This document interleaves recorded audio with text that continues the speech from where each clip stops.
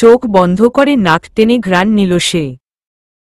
সঙ্গে সঙ্গে শরীরের রন্ধ্রে রন্ধ্রে অস্থিমজ্জায় সুসজ্জিত উপাদেয় খাবার সমূহের সুভাষ পরিব্যক্ত হয়ে গেল। কিন্তু এগুলো চিবোতে কিভাবে?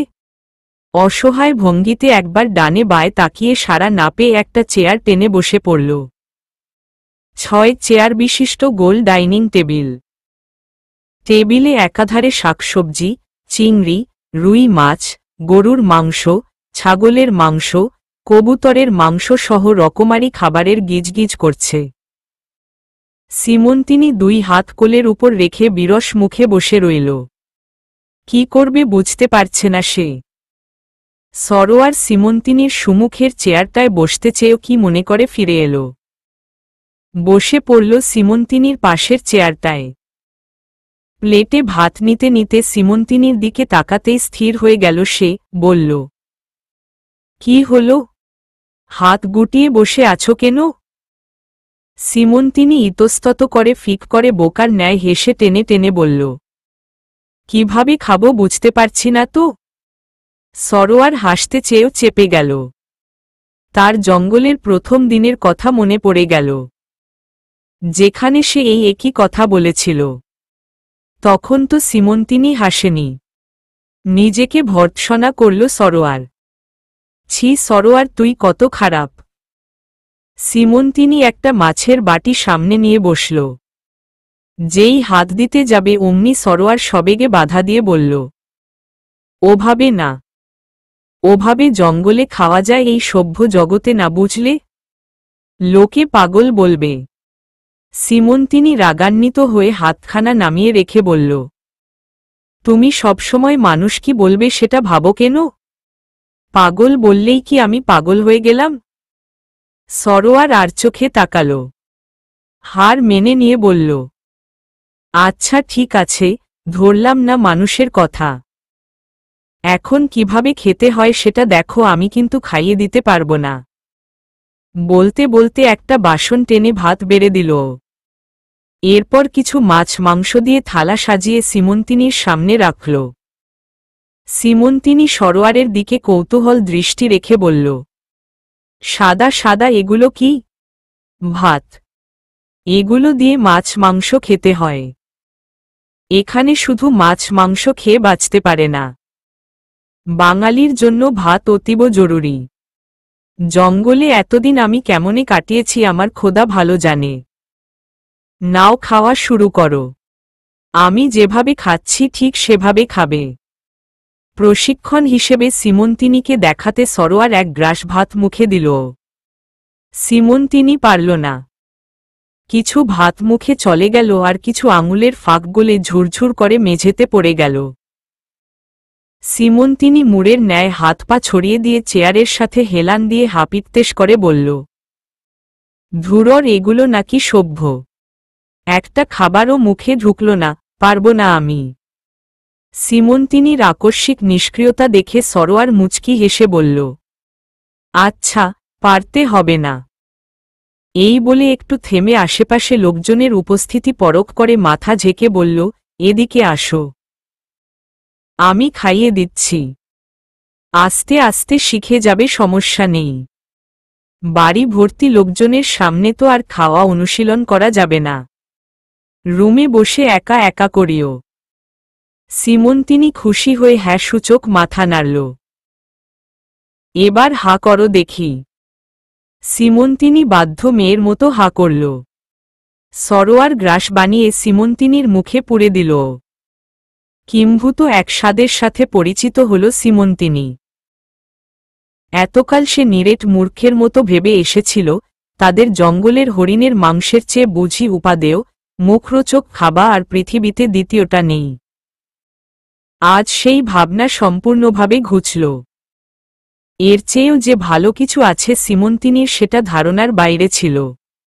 তার মনে হচ্ছে সে স্বপ্ন দেখছে। সন্দেহ যেন কোনো ছলে বিশ্বাসে রূপ না নেয়, সেটা যাচাই করতে সিমন্তিনি সরোয়ারের আঙুলে কামড় বসিয়ে দিল। ব্যথায় সরোয়ার উহহ করে উঠল। ভ্রু কুঁচকে মুখে তীক্ষ্ণ ব্যথার কারান্তের শব্দ উচ্চারণ করতে করতে বলল, কামড় দিল কেন? সিমন্তিনি মুখে একটা দুঃখী ছাপ এনে বলল, যাচাই করছিলাম এগুলো কি স্বপ্ন দেখছি নাকি সত্যি। কোনগুলো? এই যে আমার স্থানের পরিবর্তন, চেহারার পরিবর্তন, খাবারের পরিবর্তন, সবকিছু। হ্যাঁ, আমার তো সত্যিই মনে হচ্ছে। তামাশা করছো নাকি? ধরে নাও তাই। আর কথা বাড়িও না, হা করো দেখি। সিমন্তিনি আর কিছু বলল না তখন। চুপচাপ একের পর এক ভাতের গ্রাস টুস টুস করে গিলতে লাগল, যেন বহুদিনের অভুক্ত সে।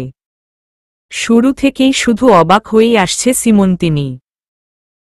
সেই গাড়ি নামক যন্ত্রটাকে দেখা, সেটাতে চড়া, চানাচুরের প্যাকেট খালি করা, গায়ে চাদর জড়িয়ে শপিং করা সহ আরও অগণিত অবাক করা বিষয়ের সম্মুখীন হচ্ছে প্রতিনিয়ত। তার কাজে এই অনাহুত গোটা সভ্য জগতটাই আস্ত একটা বিস্ময়ের ভাণ্ডার। যত সব দুর্বোধ্য, দুষ্প্রাপ্য বিষয়ের ঠাসা এই বিশ্বব্রহ্মাণ্ড। একসময় পেট ভরে এলো সিমন্তিনির। অন্য একটা গ্রাস মুখে দিতেই অনীহা প্রকাশ করে বলল, আর না।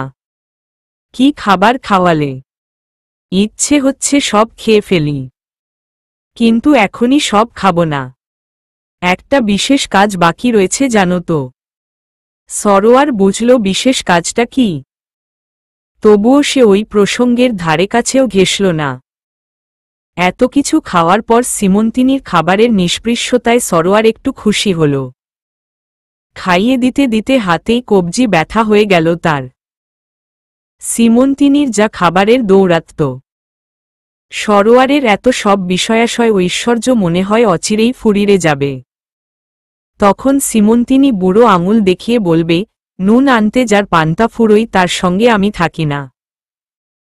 একটা নিষ্ফল ভয়ে তার গলা কাঠ হয়ে গেল। খাবার টেবিল ছেড়ে উঠে দাঁড়ালো দুজনে। সিঁড়ির রেলিং ধরে হাঁটতে হাঁটতে সরোয়ার সিমন্তিনিকে বলল, এখন একটু ঘুমো, বিকেলে ডেকে দিব আমি। ঠিক আছে। আচ্ছা, আমাদের বিশেষ কাজটা কখন করছি? কৃষ্ণ অনি লোকটা যে তোমাকে হন্যি হয়ে খুঁজছে, এই বাড়ির ঠিকানা সে জানে না? সরোয়ার একটু ফচকে হাসল, বলল, জানলে কি বসে থাকত? এতক্ষণে ঠিক ধরে নিয়ে যেত। এটা আমাদের বাগান বাড়ি। এখানে বাবা আর আমি ছাড়া কেউ আসতো না। কেউ জানেই না যে এমন গভীরে শুনশান একটা বাড়ি আছে। শুনো, ঘর থেকে বেরোবে না একদম। যে কোনো সময় বিপদ আসতে পারে, সাবধানে থেকো। যাও ঘুমো। ঠিক আছে, যাচ্ছি। তবে বলে যাই, তোমার এই মিশনে আমিও আছি। আমার কেন জানি মনে হচ্ছে ওরাই আমার বাবাকে মেরেছে। গুরুমশাই একটু আধটু বলেছিলেন ছোটবেলায়। ঠিক মনে নেই আমার। এখন বলতে বললেও বলে না। যদি আমি কোনো বিশৃঙ্খলা করি এই ভয়। সরোয়ার এক মুহূর্তের জন্য থমকে গেল। অধর চেপে ধরে অদূরে তীক্ষ্ণ দৃষ্টির ফুলকি ফেলে কিছু একটা ভাবলে সে। এরপর অদ্ভুত হাসি দিয়ে বলল, ঠিক আছে, ডান। সেই গুরুগম্ভীর হাসিতে সিমন্তিনির বুকে অগ্নিরেখা বয়ে গেল।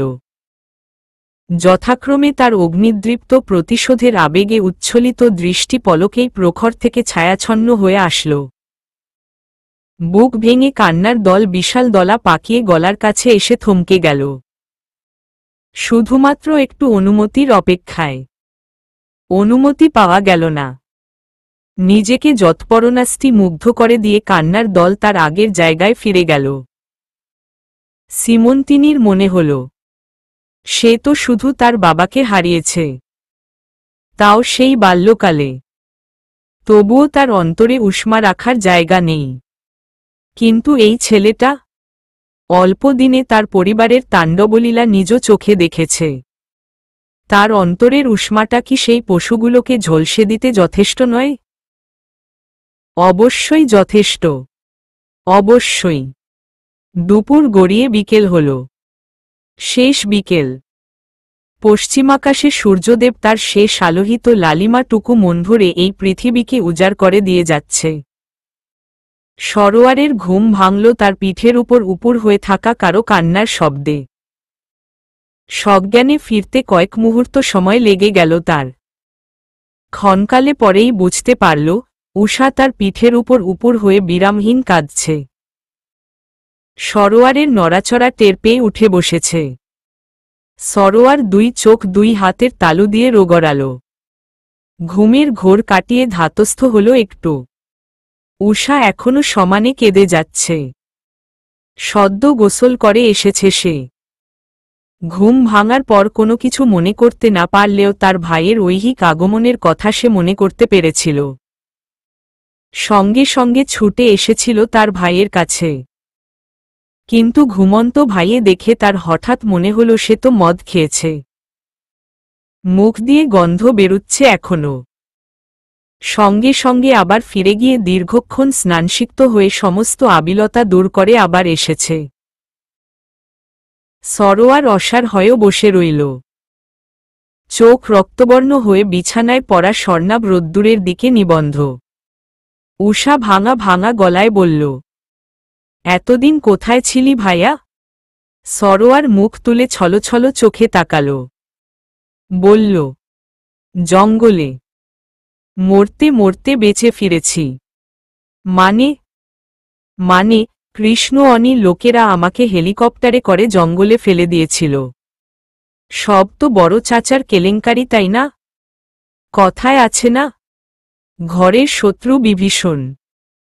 উষা চোখের অশ্রু উৎসের বাঁধ ভেঙে পরপর দুই ফোঁটা জল কোলের উপর পড়ল। বলল, হুমমম, তারপর ওই জঙ্গলে কি হল? উৎকণ্ঠা প্রকাশ করল উষা। সরোয়ার বিরক্ত হয়ে ঠোঁট সংকুচিত করে বলল, ফ্যাচ ফ্যাচ করে কাঁদবি না তো আমার সামনে। তারপরে কি হল সেটা তোকে অন্যজন বলবে। আচ্ছা, কাঁদব না। তুই কেন কাঁদছিস তাহলে? আসতে না আসতেই আমাকে বকাঝকা শুরু করে দিয়েছিস। কেন, এতদিন ভালো ছিলি বুঝি? কেউ তোকে বকাঝকা করেনি। ইচ্ছে মতো চলেছিস, তাই না? ব্যক্তি স্বাধীনতা। উষা এবার শব্দ করে কেঁদে সরোয়ারকে জড়িয়ে ধরল, অশ্রুরুদ্ধ কণ্ঠে থেমে থেমে বলল, কেমন ভালো ছিলাম সেটা তো নিজের চোখে দেখেছিস ভাইয়া। মা নেই, বাবা নেই, সারাক্ষণ আমার পিছনে আঠার মতো লেগে থাকা ছোট বোনটিও নেই। এক তুই আছিস শুধু। কেন এভাবে বলিস? তোর মুখে বাধে না? বোনের কথায় সরোয়ারের মুখটা পাণ্ডুর হয়ে গেল। জন্মসূত্রে পাওয়া বোনের জন্য হৃদয়ের জায়গাটুকুই একটা কালবৈশাখী কালান্তক ঝড় আকস্মাৎ আঘাত হেনে সবকিছু লণ্ডভণ্ড করে দিয়ে গেল। ধীরে ধীরে সেই ধ্বংসের ক্ষয়ক্ষতির অনবদ্য সংস্কার হল বোনের হৃদয়ের সাথে ভাইয়ের হৃদয়ের আলিঙ্গনে। সরোয়ার মুখ দিয়ে কিছু বলতে পারল না বটে। ধীরে ধীরে উষার চুলে আঙুল চালাতে লাগল সে। উষাও দীর্ঘকাল পরে ভাইয়ের আদুরে স্পর্শ পেয়ে চোখ বন্ধ করে আমর্ত সুখ উপভোগ করতে লাগল। এতক্ষণ পরে সুখের দুফোঁটা অশ্রু উষার চোখ বেয়ে গড়িয়ে পড়ে সরোয়ারের কাঁধ সিক্ত করে দিল।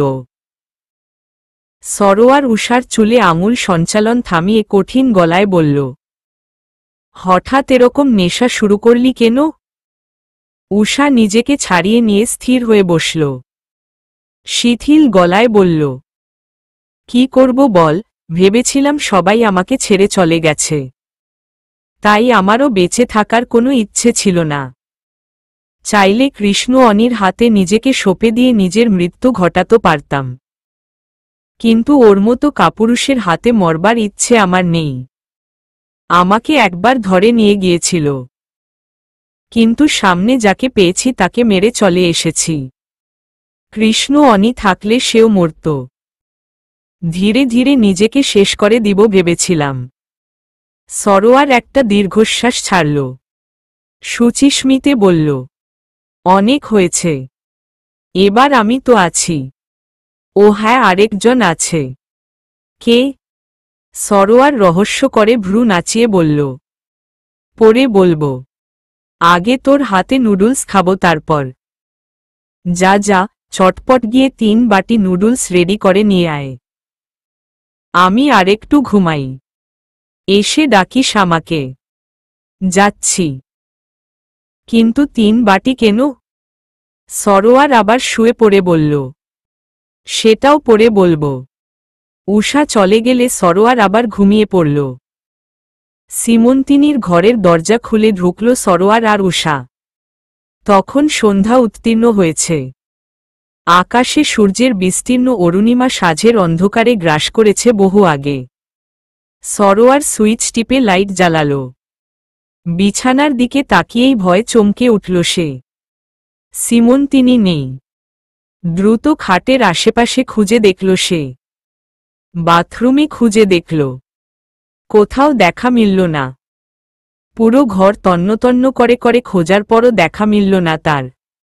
উষা নুডলসের বাটি 3টি একটা টেবিলের উপর রেখে ব্যতিব্যস্ত হয়ে বলল।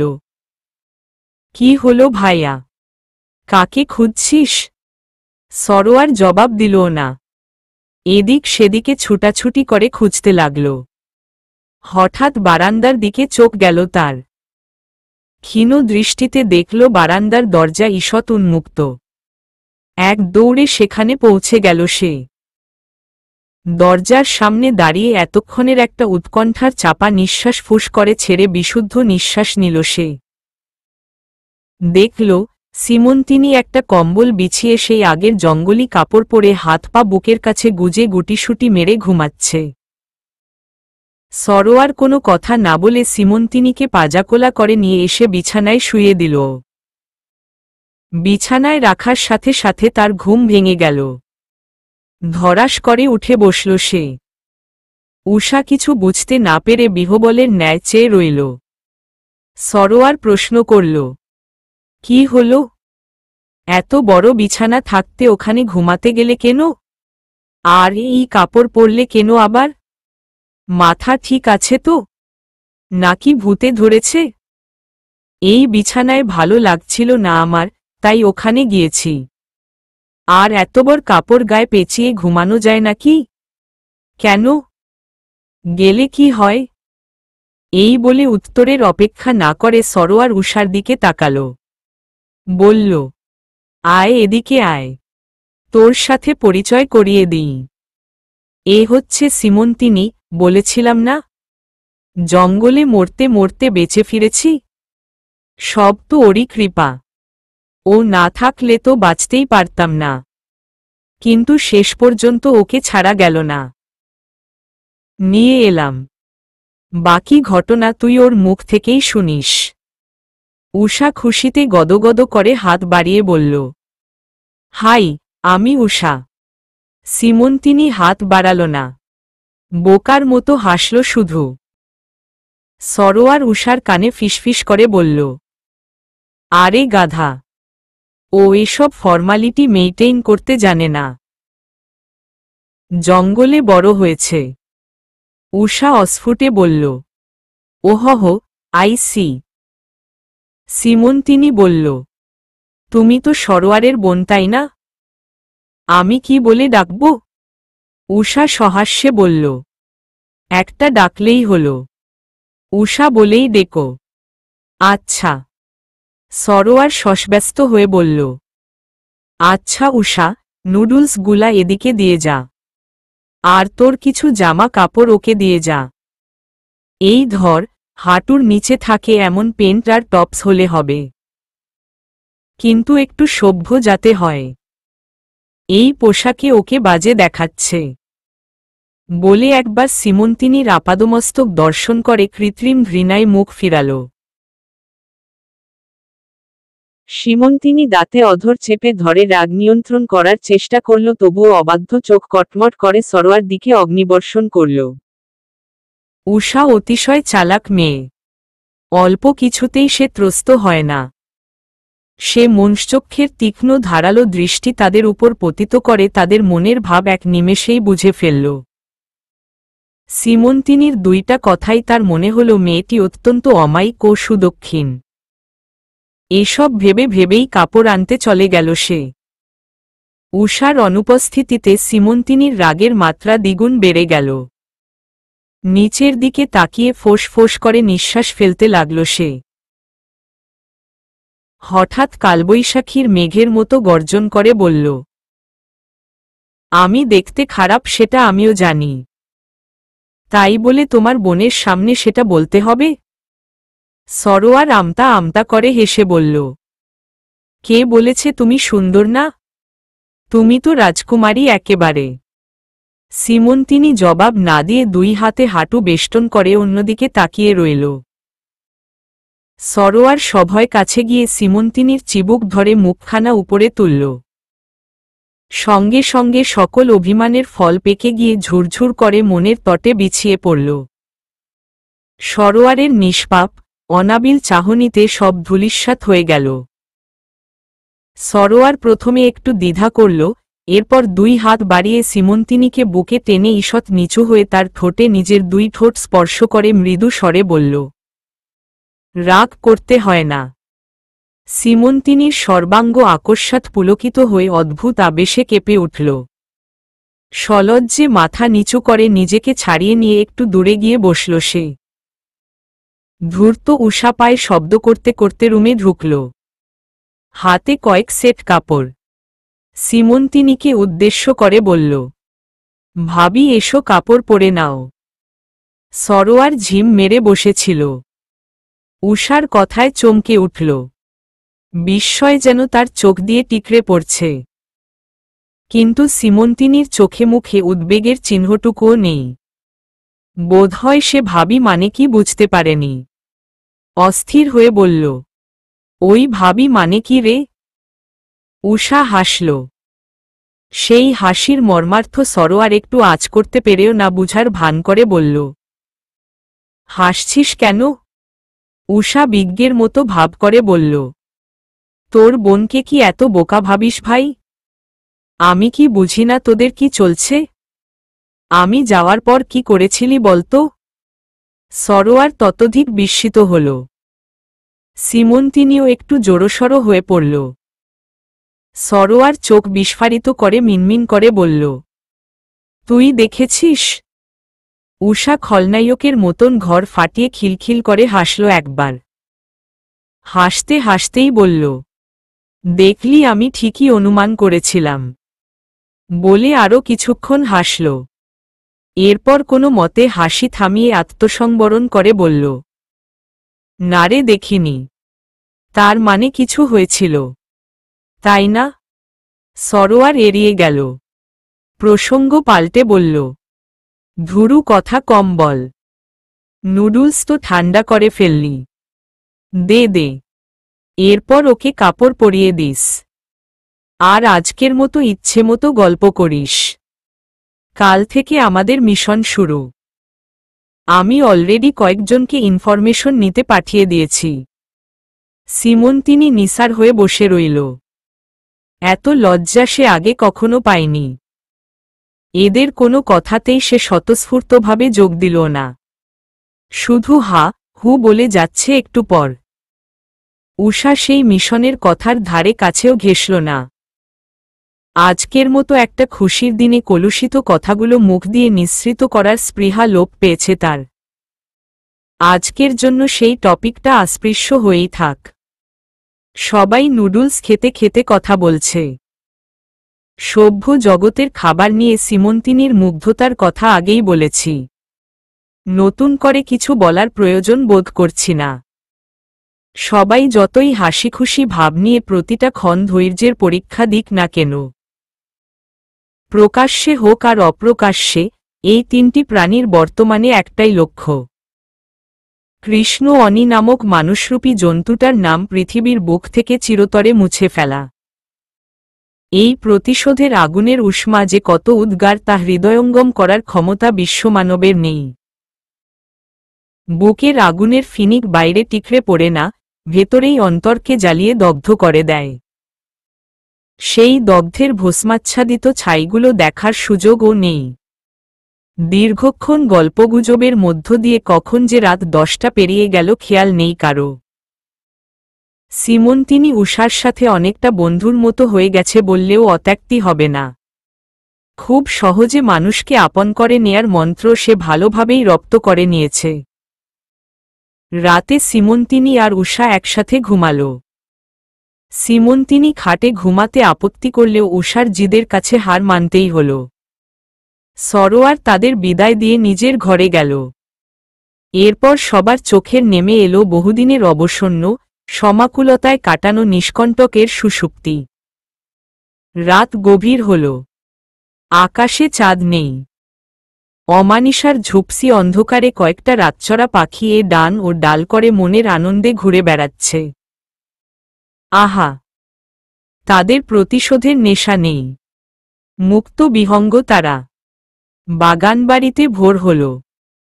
সেদিনের ঝড়ঝাপটার ফলশ্রুতিতে এ কয়দিনে শীতটা একটু জেকে বসেছে। মৃদু কুয়াশার ধূসর শামিয়ানা ভেদ করে সূর্যদেব তার স্নিগ্ধ আলো পৃথিবীকে উপুর করে দিচ্ছে। আর প্রফুল্ল হেসে সেই দৃশ্য অবলোকন করছে। খোলা জানালার ফাঁক গলে এক টুকরো স্বর্ণাভমণ্ডিত পেলবো আলো সরোয়ারের গায়ে যেন সোনা মাখিয়ে দিচ্ছে। আড়মোড়া ভেঙে বিছানার উপর উঠে বসল সে। সিমন্তিনি আর উষার ঘুম তখনও ভাঙেনি। সরোয়ার ধীর পায়ে দরজা খুলল। দুহাত উপরে উঠিয়ে মুষ্টিবদ্ধ করে মুখ দিয়ে আড়মোড়া ভাঙার অনুরূপ শব্দ করে ডানে বায় একটা মোচড় দিল। এরপর হাই তুলতে তুলতে সিঁড়ি বেয়ে নেমে সদর দরজা খুলে বাগানের দিকে এগুল।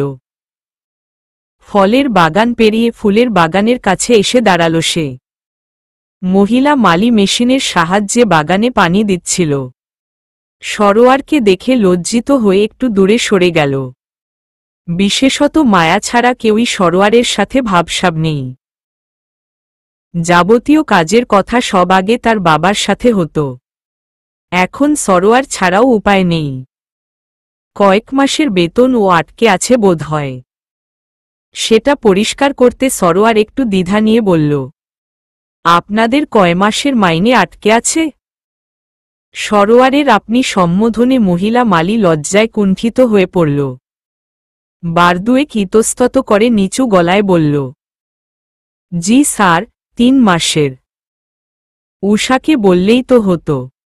মহিলা আরও সংকুচিত হয়ে পড়ল। ওভাবেই বলল, ম্যাডাম তো দিন রাত কি সব খাইতেন। আর টেকার কথা বললেই বলতেন, আমার কাজে লোকের দরকার নেই, যেখানে খুশি চলে যা। সরোয়ার বড় একটা নিঃশ্বাস ফেলে সরু গলায় বলল, একটু পর আসিও, আমি দিয়ে দিব। মহিলা মাথা কাত করে সম্মতি জানালো শুধু। সরোয়ার এগিয়ে গিয়ে ডালসহ কিছু গোলাপ ফুল ছিঁড়ে নিল। এরপর পুনরায় নিজের রুমে ফিরে এলো। ফ্রেশ হয়ে ফুলগুলোকে 2টা তোড়া বানিয়ে সিমন্তিনি এবং উষার ঘরের দিকে এগিয়ে গেল। উষা সিমন্তিনির গায়ের উপর এক পা তুলে চিৎপটাং হয়ে বেঘোরে ঘুমোচ্ছে। সিমন্তিনি কিছু বলতে না পেরে ওভাবে জড়সড় হয়ে শুয়ে আছে। এটা উষার জন্মগত স্বভাব। ঘুমালে হাত পায়ের কোনো দিকবিদিক হুঁশ থাকে না। কখন কার গায়ে গিয়ে পড়ে সেটা সে নিজেই জানে না। ছোটবেলায় যখন একসাথে ঘুমাতো তখন এ নিয়ে সরোয়ারের সাথে উষার কম ঝগড়া হয়নি। একবার তো উষার হাত পায়ের বেঢপ আচরণে সরোয়ারের কাঁচা ঘুম ভাঙার ফলে উষাকে একগাছি চুল বিসর্জন দিতে হয়েছিল। সেই থেকে উষা কতকটা নিয়ন্ত্রণে এলেও এই কদাকার দোষটা তার আজও পরিপূর্ণ ঘুচেনি, যাকগে সে কথা। সরোয়ার প্রথমে উষার নাম ধরে ডাকল। অনেকক্ষণ ডাকাডাকির পরও উষা উঠল না বটে, কিন্তু সিমন্তিনির ঘুম ভেঙে গেল। সে চোখ রগড়িয়ে উঠে বসল। গতকালের লজ্জাটায় এখনো কুঁকড়ে আছে সে। সরোয়ার সেটা টের পেয়ে মনে মনে প্রচ্ছন্ন হেসে একটি ফুলের তোড়া তার দিকে এগিয়ে দিয়ে বলল, অতীত ভুলে যাওয়াটাই শ্রেয়। দেখো তো আমাদের বাগানের ফুল কেমন। তীক্ষ্ণধী সিমন্তিনি কথার অন্তরালে সুপ্ত বিদ্রূপটা বুঝতে পারল, কিন্তু এটিকে বিদ্রূপ বলেও মনে স্থান দিতে পারল না। ফুলের তোড়া হাতে নিল সিমন্তিনি। নাকের কাছে নিয়ে বড় একটা নিঃশ্বাস নিয়ে সদ্য প্রস্ফুটিত তাজা ফুলের সুবাস নিঃশ্বাসের মাধ্যমে ফুসফুসের রন্ধ্রে ছড়িয়ে দিল। সরোয়ার সেটা দেখে মুচকি হেসে আবার উষাকে আদুরে গলায় ডাকল, Usha, my cute sweetheart, please get up. সঙ্গে সঙ্গে উষা ধরফর করে উঠে বসল। যেন এই ডাকে সে সাড়া না দিল বিশাল বড় পাপ হবে, হাজার তপস্যাতেও সেটা মুছবে না। সীমন্তিনীর জঙ্গলের একটি সকালের কথা মনে পড়ে গেল। হ্যাঁ, সেই সকালেই তো সরোয়ার সীমন্তিনীকে ঘুমের ঘোরে জড়িয়ে ধরে বলেছিল, উষা, মাই সুইট হার্ট। সীমন্তিনী সেদিন কতই রেগেছিল। পরে সব ইতিবৃত্তের বর্ণনা শোনার পর সেই রাগের তুষের আগুনে আপনা আপনিই জল পড়েছিল। এখন সেই বোকামির কথা মনে হলেই ঘরদোর ফাটিয়ে হাসতে ইচ্ছে করে। উষা বলল, এত সুন্দর করে ডাকলে কি আর ঘুমিয়ে থাকতে পারি ভাইয়া? সরোয়ার হেসে বলল, এর জন্যই বুঝি অপেক্ষা করছিলি? পাগলি একটা। এরপর সীমন্তিনীর দিকে তাকিয়ে বলল, কি হলো, তুমি এমন মুখ বেঁকে বসে রইলে কেন? তোমাকেও বুঝি আদর করে ডাকতে হবে? বলেই হো হো করে হেসে উষার সাথে হাত মিলাল। উষাও খিলখিল করে হেসে উঠল। সীমন্তিনী বেচারি নিদারুণ অপমানে, লজ্জায় গলার সাথে চিবুক লাগিয়ে চুপ করে বসে রইল। এই মুহূর্তে সরোয়ার কপালের উপর ঝুলে পড়া সোজা চুলগুলোকে টেনে ছিঁড়ে ফেলতে ইচ্ছে করছে তার। উষা সীমন্তিনীর নীরবতা দেখে হাসি থামিয়ে ভাইয়ের উদ্দেশ্যে একটু ধমক দিয়ে বলল, থামো তো ভাইয়া, দেখছিস কেমন লজ্জা পাচ্ছে মেয়েটা। সরোয়ার ঠোঁটে আঙুল দিয়ে চুপ করে গেল। তবুও একটা জিনিস তার মাথায় অহর্নিশ চরকার ঘূর্ণনের মতন ঘুরতে লাগল। হঠাৎ এই মেয়েটি এত লাজুক হয়ে গেল কিভাবে? কোথায় জঙ্গলের সেই দুরন্তপানা আর রাগারাগি? পরক্ষণেই আবার মনের মধ্যে খোঁচা দিয়ে আরেকটা প্রশ্ন উকি দেয়, সে এখানে নিজেকে অসহায় বোধ করছে না তো? তবুও তার একটিবারও এটা মাথায় আসল না যে নৈকস্য প্রেমে এসব অপার্থিব, অপ্রকাশিত কিছু নয়, বরং স্বাভাবিক। হোক সে জন্মগতভাবে অসভ্য জনমনুষ্যহীন জঙ্গলের অধিবাসী, আর হোক সে লোকমুখে সভ্য, বাস্তবে অসভ্য জগতের বসবাসকারী। সবার মাঝেই সৃষ্টিকর্তা ভালোবাসা, লজ্জা, ভয়ভীতি, ভালো খারাপ চেনার সামর্থ্য সবকিছু সমানভাবে দিয়েছেন। এটা অস্বীকার করার সুযোগ কারোর নেই। বিছানা থেকে উঠে দুজনে ফ্রেশ হয়ে নিল। সীমন্তিনীকে নিয়ে যদিও একটু বিভ্রান্তে পড়তে হয়েছে, সেটা প্রকাশের তেমন কিছু না। নাস্তা খাওয়ার পরে সবাই সিঁড়ি ভেঙে দোতলায় উঠছিল। এমন সময় কলিং বেল চাপা হল। হঠাৎ তিনজনেরই পাশ লত হয়ে গেল। পেছনে ফিরে উদ্বেগ নিয়ে একে অপরের দিকে চোখ চাওয়াচাওয়ি করল। উষা যেতে চাইল। সরোয়ার একবার হাত উঁচিয়ে ঘড়িতে সময় দেখে বাধা দিয়ে বলল, আমি যাচ্ছি। দরজা খুলতেই দেখল একজন খর্বাকৃতির অপরিচিত লোক দাঁড়িয়ে আছে, হাতে একটা মোটাসোটা বাক্স। লোকটি ঘেমে জুবুথুবু হয়ে আছে। সরোয়ারকে দেখেই প্রশ্ন করল, আপনি সরোয়ার সাহেব? সরোয়ার মাথা নাড়ল। লোকটি বাক্সটা এগিয়ে দিয়ে বললে, বস পাঠিয়েছে। সরোয়ার বক্সটা হাতে নিয়ে একটু নেড়েচেড়ে নিরীক্ষণ করে বলল, রাফিম ভাই পাঠিয়েছে? হ্যাঁ। ঠিক আছে, তুমি যাও। ওনাকে বলিও বিকালে একবার ফোন করতে। লোকটি মাথা নেড়ে দ্রুত পায়ে বেরিয়ে গেল। সরোয়ার সেখানেই সেই বাক্সটা হাতে নিয়ে লোকটির চলে যাওয়ার পানে নির্নিমেষ চোখে তাকিয়ে রইল। একসময় লোকটি সরোয়ারের একটা দীর্ঘশ্বাসের মধ্য দিয়ে গাছপালার আড়ালে অদৃশ্য হয়ে গেল। সীমন্তিনী আর উষা ছুটে এলো। জিজ্ঞেস করল, বাক্সটি কিসের? কে দিয়ে গেল? কে পাঠিয়েছে? সরোয়ার এত প্রশ্নের উত্তর এক কথায় সেরে ফেলে বলল, উপরে এসো। দুজনেই হতবুদ্ধি হয়ে মুখ চাওয়াচাওয়ি করল। এরপর মনের মধ্যে হাজারো প্রশ্নের দাপাদাপি প্রাণপণে চেপে রেখে সরোয়ারকে অনুসরণ করে চপল পায়ে এগিয়ে গেল। মনের অস্থিরতা উভয়ের কেউই প্রকাশ করল না বটে, কিন্তু বাক্সের রহস্যটা ভেদ করতে ভিতরে ভিতরে দুজনের মনই আকুলি বিকুলি করছিল। তাদের মুখচ্ছবি ঘিরে চাপা উৎকণ্ঠার ছাপি এ বিষয়ের অকাট্য দলিল। সরোয়ার ঘরে এসে বাক্সটা খাটের উপর রাখল। কোমরে হাত দিয়ে বাকি দুজনের জন্য অপেক্ষা করার উদ্যোগ নিতেই তারা ঘরে ঢুকল। সরোয়ার এগিয়ে গিয়ে ধীরে ধীরে বাক্সটা খুলল। একে একে বেরিয়ে এলো কয়েকটি অস্ত্র, ডাবল ও single barrel shotgun, 14 gauge pump action shotgun, আর 11 মিমি পিস্তল, আর সিমন্তিনির সেই তীরধনুক। সিমন্তিনি তার তীরধনুক দেখে এত অভিভূত হয়ে পড়ল যে আনন্দে তার চোখের জল চিকচিক করে উঠল। উষা খাটে এসে বসে সেগুলাকে নেড়েচেড়ে দেখল। উষা একটা অস্ত্র হাতে নিয়ে ঘোরলাগা দৃষ্টিতে সাবলীলভাবে বলল, তাহলে আমরা মিশনে কখন যাচ্ছি? সরোয়ার অস্ত্রগুলো পুনরায় বাক্সবন্দি করতে করতে বলল, হ্যাঁ, সেই কথাটাই বলবো এখন। দুজনে মনোযোগী শ্রোতার মতো সরোয়ারের দিকে ঝুঁকে পড়ল। শুন, কৃষ্ণ অনির সচরাচর যেখানে থাকে সেই জায়গাটা এখান থেকে 1 ঘন্টার পথ। আমাদের প্রথম মিশন ওখানে। ভাগ্য যদি সহায় হয় তাহলে ওটাই শেষ মিশন।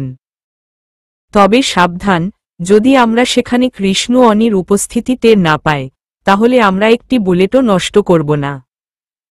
যেভাব যাব সেভাবেই নিঃশব্দে ফিরে আসব। ওকে? ঠিক আছে? দুজনে মাথা নাড়ল। উষা বলল, তাহলে আমরা বের হচ্ছি কখন? সরোয়ার বাক্সটা একপাশে সরিয়ে রেখে বলল, সন্ধ্যায়। আমাদের গাড়ি রাস্তার মাথায় থাকবে। আচ্ছা। সিমন্তিনি কিছু বলল না, শুধু অনর চোখে বিছানার দিকে তাকিয়ে চুপ করে রইল। দুপুরের দিকে সিমন্তিনি তার রুমের বারান্দায় এক হাঁটু গুটিয়ে অন্য হাঁটু দেয়ালের সাথে লাগিয়ে বিমনা হয়ে বসেছিল। স্তিমিত চোখে পাশের আমগাছের দিকে তাকিয়ে নিজের মনের মধ্যে কি যে আচড়িয়ে দেখছিল কে জানে। এমন সময় সরোয়ার এসে হাজির হল। সিমন্তিনির একান্ত নিমগ্ন মুখচ্ছবি দেখে সরোয়ার একটু হেসে তার পাশে এসে বসল, তার বাম হাতটা নিজের হাতের মুঠোয় নিয়ে বলল, কি এত ভাবছ বলো তো? সিমন্তিনি ফিরেও তাকাল না। তেমনি অনর চোখে স্তব্ধ হয়ে বসে রইল। একটু পর বলল, কিছু না। সরোয়ার নিবিষ্টচিত্তে সিমন্তিনির আঙুল টুসটুস শব্দে ফোটাতে ফোটাতে বলল, তোমার কি হয়েছে বলো তো? কয়দিন ধরে কেমন অন্যরকম দেখাচ্ছে। সত্যিটা বলো আমাকে। তথাপি সিমন্তিনির ভাবান্তর ঘটল না। তার সমস্ত অন্তঃকরণ যেন দুর্নিবার ভাবনার সুবিশাল জাল চারিদিকে বেষ্টন করে রেখেছে, সেই জাল ভেদ করা অসাধ্য। সরোয়ার নিরুত্তর সিমন্তিনির মুখের দিকে একবার ক্রূর হেসে তার হাতে মুষ্টিবদ্ধ হাতটা টেনে তাকে বুকের কাছে নিয়ে এল। অদ্ভুত গলায় বলল, বলবে না? প্রশ্নটা বহুদিনের রোগের আচমকা তীক্ষ্ণ ব্যথার মতো সিমন্তিনির সর্বশরীরে তড়িৎ প্রবাহিত করে দিয়ে গেল। সিমন্তিনি একবার চোখ তুলে তাকিয়ে সন্তর্পণে সরোয়ারের বুকে মাথা গুজে ঠায় নিল।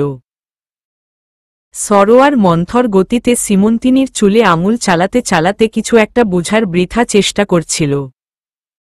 আকস্মাৎ সিমন্তিনি বলল, তোমার জন্য আমার ভয় হচ্ছে সরোয়ার। ওখানে যদি তোমার কিছু হয়ে যায়, তাহলে আমি কি নিয়ে কার আশায় বাঁচব? সরোয়ার এমন দীর্ঘশ্বাস ছাড়ল যে সে নিজেই চমকে গেল। তবুও নিজের ভগ্ন মনটাকে একটু শক্ত করে বলল, এসব মিথ্যে আবেগে আমাকে নিজের সিদ্ধান্ত থেকে নড়াতে পারবে না সীমা। শরীরের শেষ রক্তবিন্দু দিয়ে হলেও তাদের আমি নাশ করে ছাড়ব, আমাকে থামানোর চেষ্টা করো না।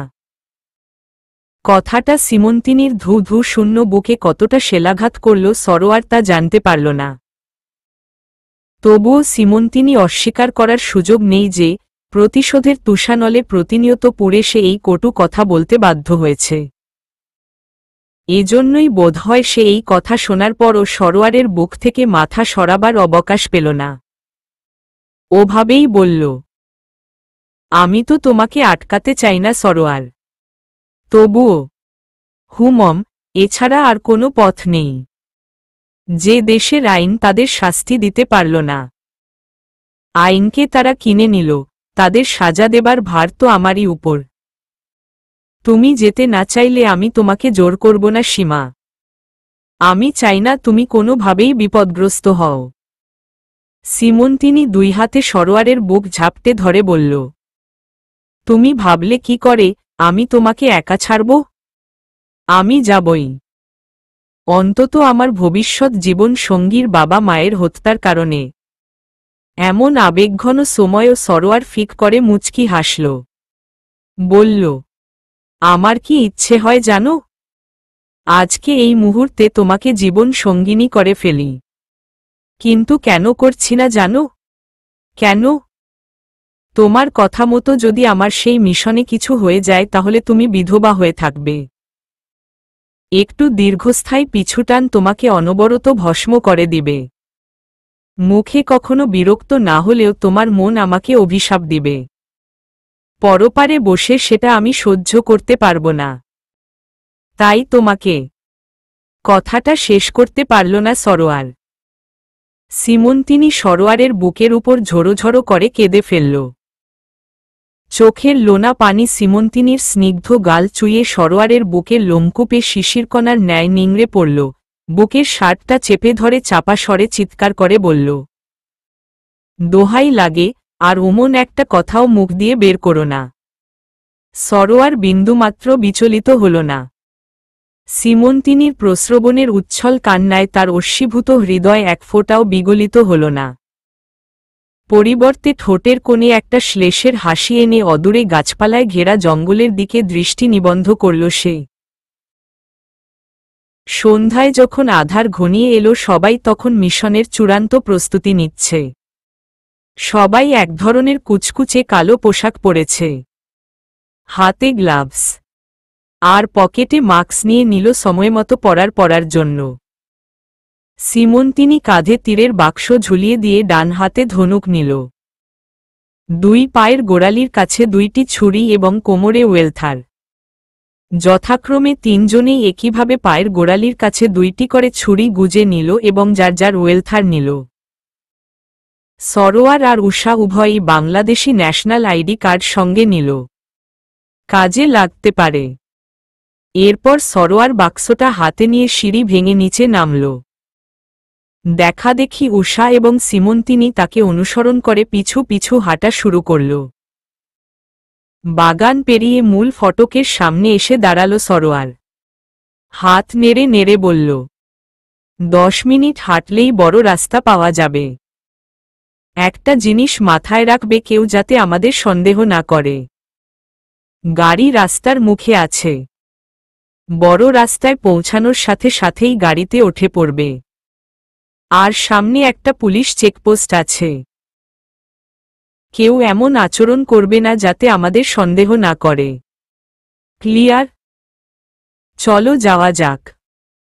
তখন দিনের যেটুকু আলো অবশিষ্ট ছিল তাও রাতের সর্বগ্রাসী অন্ধকার গ্রাস করে নিয়েছে। পায়ের নিচের পিচ্ছিল জলকুন্তল মারিয়ে সবাই বড় রাস্তার কাছে এসে কালো রঙের একটি গাড়ি দেখতে পেল। সরোয়ারের সেই রাফিম ভাই পাঠিয়েছে গাড়িটি। উষা ব্যাগ ডালাটা খুলে বাক্সটা ঢুকিয়ে রাখল। সময় অপচয় না করে সবাই দ্রুত গাড়িতে উঠে বসল। সরোয়ার বসল ড্রাইভিং সিটে। এক মুহূর্তে আশেপাশে জনমানবের উপস্থিতি তীক্ষ্ণ দৃষ্টিতে অবলোকন করে গাড়ি স্টার্ট করল সে। এরপর ভূ শব্দ করে গাড়ি ছুটল। গাড়ির ছুটে চলার দৌড়াতে সিমন্তিনি টাল সামলাতে না পেরে একটু ধাক্কা খেল। এইটুকু সময় তাদের মাঝে কোনো কথাবার্তা হল না। সবাই নিবিষ্ট মনে নিজ নিজ মস্তিষ্কতটে শত্রুপক্ষকে মতিচ্ছন্ন করার বুদ্ধি আটছে। সরোয়ারের কথা মতোই 10-15 মিনিট পর একটা পুলিশ চেকপোস্ট দেখা গেল। 2 জন বলিষ্ঠ পুলিশে লোক ভেতরে একবার উকি দিয়ে ভ্রু নাচিয়ে সরোয়ারের উদ্দেশ্যে বলল, ভেতরে এরা কারা? আমার বোন। একটু দ্বিধা করে বলল, আর আমার স্ত্রী। ভালো, লাইসেন্স আছে? বের কর দেখি। লাইসেন্স না থাকার সত্ত্বেও সরোয়ার মুখখানা এমন ভাব করল যে এরকম লাইসেন্স তার হাতে পায়ের কাছে পড়ে থাকে। কোনো রূপ আতঙ্কিত না বিশ্বাসের সাথে বলল, অবশ্যই আছে, ওয়েট দিচ্ছি। এরই মধ্যে কয়েকটা গাড়ি এসে পেছনে হর্ন দিতে শুরু করেছে। পুলিশ ব্যস্ত হয়ে বলল, থাক থাক, লাগবে না, যা। সরোয়ার আবার গাড়ি নিয়ে ছুটল। একটু পর একটা বড় নিঃশ্বাস ফেলে বলল, যাক, বাঁচা গেল। বাকিরা কিছু বলল না, চুপ করেই রইল। কৃষ্ণ অনির বিরাট রাজকীয় অট্টালিকা দূর থেকে দেখা যায়। সুমুখেই একটা সুবিশাল খোলা ময়দান পেরিয়ে এই বাড়ির মূল ফটক। না জানি কত দিনদুঃখীর জমানো টাকা লুণ্ঠন করে, মানুষের শরীর নিষ্ক্রিয় করা মেডিসিন, ইনজেকশন তৈরি করে সে আজকের এই রাজপ্রাসাদ গড়ে তুলেছে। এসব কথা মিডিয়ার সামনে তুলে ধরার কথা বলতেই তারা ভয়ত্রস্ত হয়ে উঠে, তৎক্ষণাৎ পালায়। পাছে সবকিছুর মতন প্রাণটাও যায়। প্রাণের মায়া কার নেই? এটাই মানুষের সবচেয়ে বড় দুর্বলতা। মানুষ সর্বস্ব হারায়, কিন্তু প্রাণ হারাতে চায় না। খোলা ময়দানের একপাশেই গাড়িটা থামালো সরোয়ার। একে একে সবাই নেমে পড়ল, তিনজনেই মুখে মাস্ক পরল। সরোয়ার গাড়ির ব্যাগডালা খুলে একটা অস্ত্র নিজে নিল এবং আরেকটা উষার দিকে এগিয়ে দিল। সিমন্তিনি ডান হাত বদলে ধনুকটা বাঁ হাতে নিল। পেছনে হাত ঘুরিয়ে একটা তীর নিয়ে নিজেকে প্রস্তুত করল। এরপর তিনজন সুদীর্ঘ ময়দান পেরিয়ে মূল ফটকের একটু দূরে এসে দাঁড়াল। দুইজন বন্দুকধারী গেইট পাহারা দিচ্ছে। সিমন্তিনি পরপর দুইজনের দিকে তীর ছুঁড়ে মারল। নিখুঁত নিশানা। তীব্র ব্যথায় মুখ দিয়ে কর্কশ শব্দ করল। কয়েক মুহূর্ত পরে স্থবির হয়ে গেল। পরিবেশটা আবারও নির্জন হয়ে গেল। সিমন্তিনি এগিয়ে গেল সামনে, পিছু পিছু বাকি দুজন গেল। একটু এগিয়ে সরোয়ার ফিসফিস করে বলল, একসাথে থেকো, আলাদা হইও না কেউ। আমরা তিনজন, ওরা সংখ্যায় অনেক। উষা বৃদ্ধাঙ্গুল উঁচিয়ে নিঃশব্দে সমর্থন জানাল। সিমন্তিনি নিরুত্তরে অলক্ষ্যে তীর তাক করে হাঁটতে লাগল। অন্দরমহলের দরজার কাছাকাছি আসতেই ভেতরে মানুষের আওয়াজের একটা গমগমে শব্দ শোনা গেল। সরোয়ার কান খাড়া করে সেই শব্দের উৎস হৃদয়ঙ্গম করার চেষ্টা করল। বুঝতে পারল শব্দটা ভেতর থেকেই আসছে। খুব সাবধানে পা ফেলে এগিয়ে গেল তারা। দরজার কাছে ঘেঁষতেই দুজন হিন্দুস্থানি বন্দুকধারী এসে দাঁড়াল। একজন মোটা গলায় বলল, এই তুম লোক কন হো? ভেতর সে কিউ আয়া? এরপর পাশের জনকে ইঙ্গিত দিয়ে বলল, মারো শালোকো। আগেই বলেছিলাম উষার দুর্দান্ত ফাইটিং স্কিলের কথা। সে তড়িৎবেগে এগিয়ে গিয়ে সিমন্তিনির তীরের বাক্স থেকে একটা তীরের ফলা নিয়ে ক্রমাগত ডানে আর বামে ঘুরিয়ে তীরের ফলার তীক্ষ্ণধার সম্পন্ন ফলা তাদের গলকণ্ঠ চিরে দু ফাঁক হয়ে করে দিল। চিরচির করে রক্ত বেরিয়ে এসে উষার গায়ে এসে পড়ল। লোক দুটো এই আকস্মিক আক্রমণে চোখ বিস্ফারিত করে নিজেদের গলায় ঘোতঘোত শব্দ করে মাটিতে লুটিয়ে পড়ল। উষা তীরটা বাক্সে রেখে পুনরায় আগের জায়গায় ফিরে এসে মৃদু স্বরে বলল, চলো। দরজাটা ধাক্কা দিয়ে খুলল সরোয়ার। সঙ্গে সঙ্গে সবার চোখে দৃশ্যমান হল একঝাঁক দেশি ভিনদেশি নানা বয়সের তরুণী। সবাই একজনের গায়ের সাথে একজনের গায়ে লেগে ভয়ে জড়োসড়ো হয়ে আছে। আর তার পাশেই কতিপয় তলোয়ার আর বন্দুক হাতে কিছু লোক তাদের তদারকি করছিল। শত্রুপক্ষের উপস্থিতিতে হঠাৎ তারা ত্রস্তব্যস্ত হয়ে নিজের অস্ত্র শস্ত্র নিয়ে এগিয়ে এল। সরোয়ার গুলি চালাতে লাগল। সিমন্তিনি বিদ্যুৎ গতিতে একের পর এক তীর নিটোল নিশানায় ছুঁড়ে মারছে। তলোয়ার নিয়ে যার এগিয়ে আসছিল উষা তাদের সাথে মুক্ত হাতে ফাইট করছিল। এদিকে তরুণী মেয়েগুলো দরজা খোলা পেয়ে যেদিকে পারে হট্টগোল করতে করতে বেরিয়ে যেতে লাগল।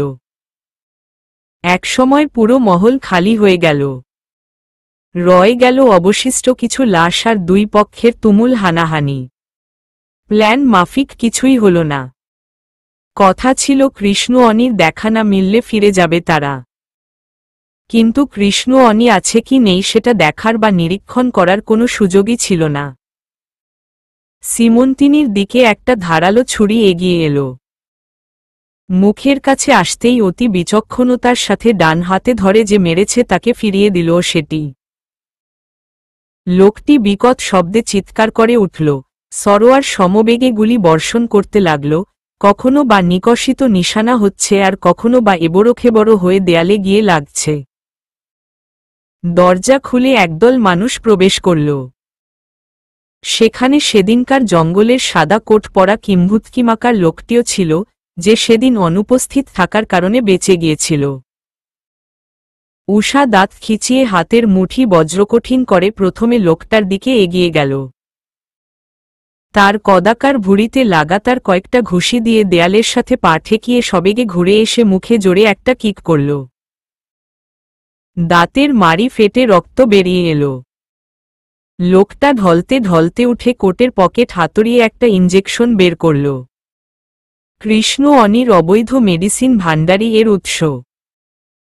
উষা লোকটার কদাকার ভুঁড়িতে লাগাতার কয়েকটা ঘুষি দিয়ে দেয়ালের সাথে পা ঠেকিয়ে সবেগে ঘুরে এসে মুখে জোরে একটা কিক করল।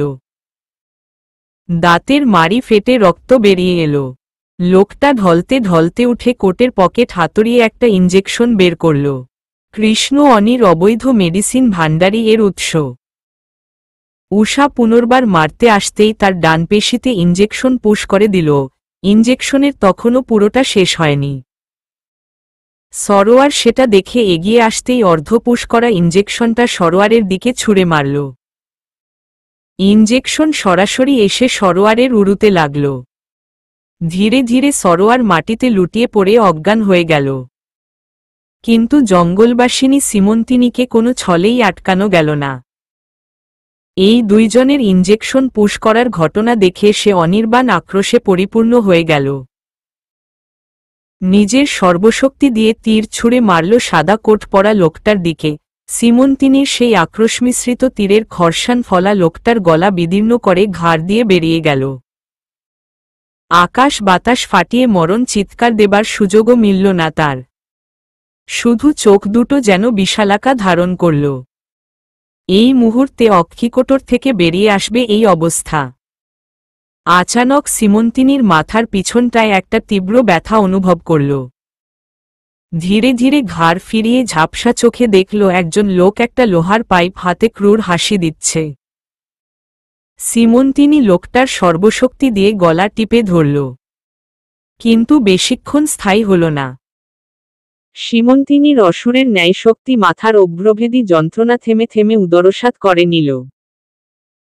লোকটি সীমন্তিনীর বুকে সজোরে পা দ্বারা আঘাত করল। সীমন্তিনীর নিথর দেহ বিশাল দরজার সাথে ধাক্কা খেয়ে মাটিতে মুখ থুবড়ে পড়ল। দীর্ঘক্ষণের ঝঞ্ঝাটময় রক্তারক্তির পরিবেশ মুহূর্তে নিরেট নিস্তব্ধতায় আচ্ছন্ন হয়ে গেল। জঙ্গলে সভ্য জগতের কিছু লোকের উৎপাত বেড়েছে কিছুদিন ধরে। তাদের উদ্দেশ্য জঙ্গল দখল করে আস্তানা বানানো। নিজেদের সকল কুকর্মকে লোকচক্ষুর আড়াল করতেই এই জঙ্গলের সাহায্য নেয়া।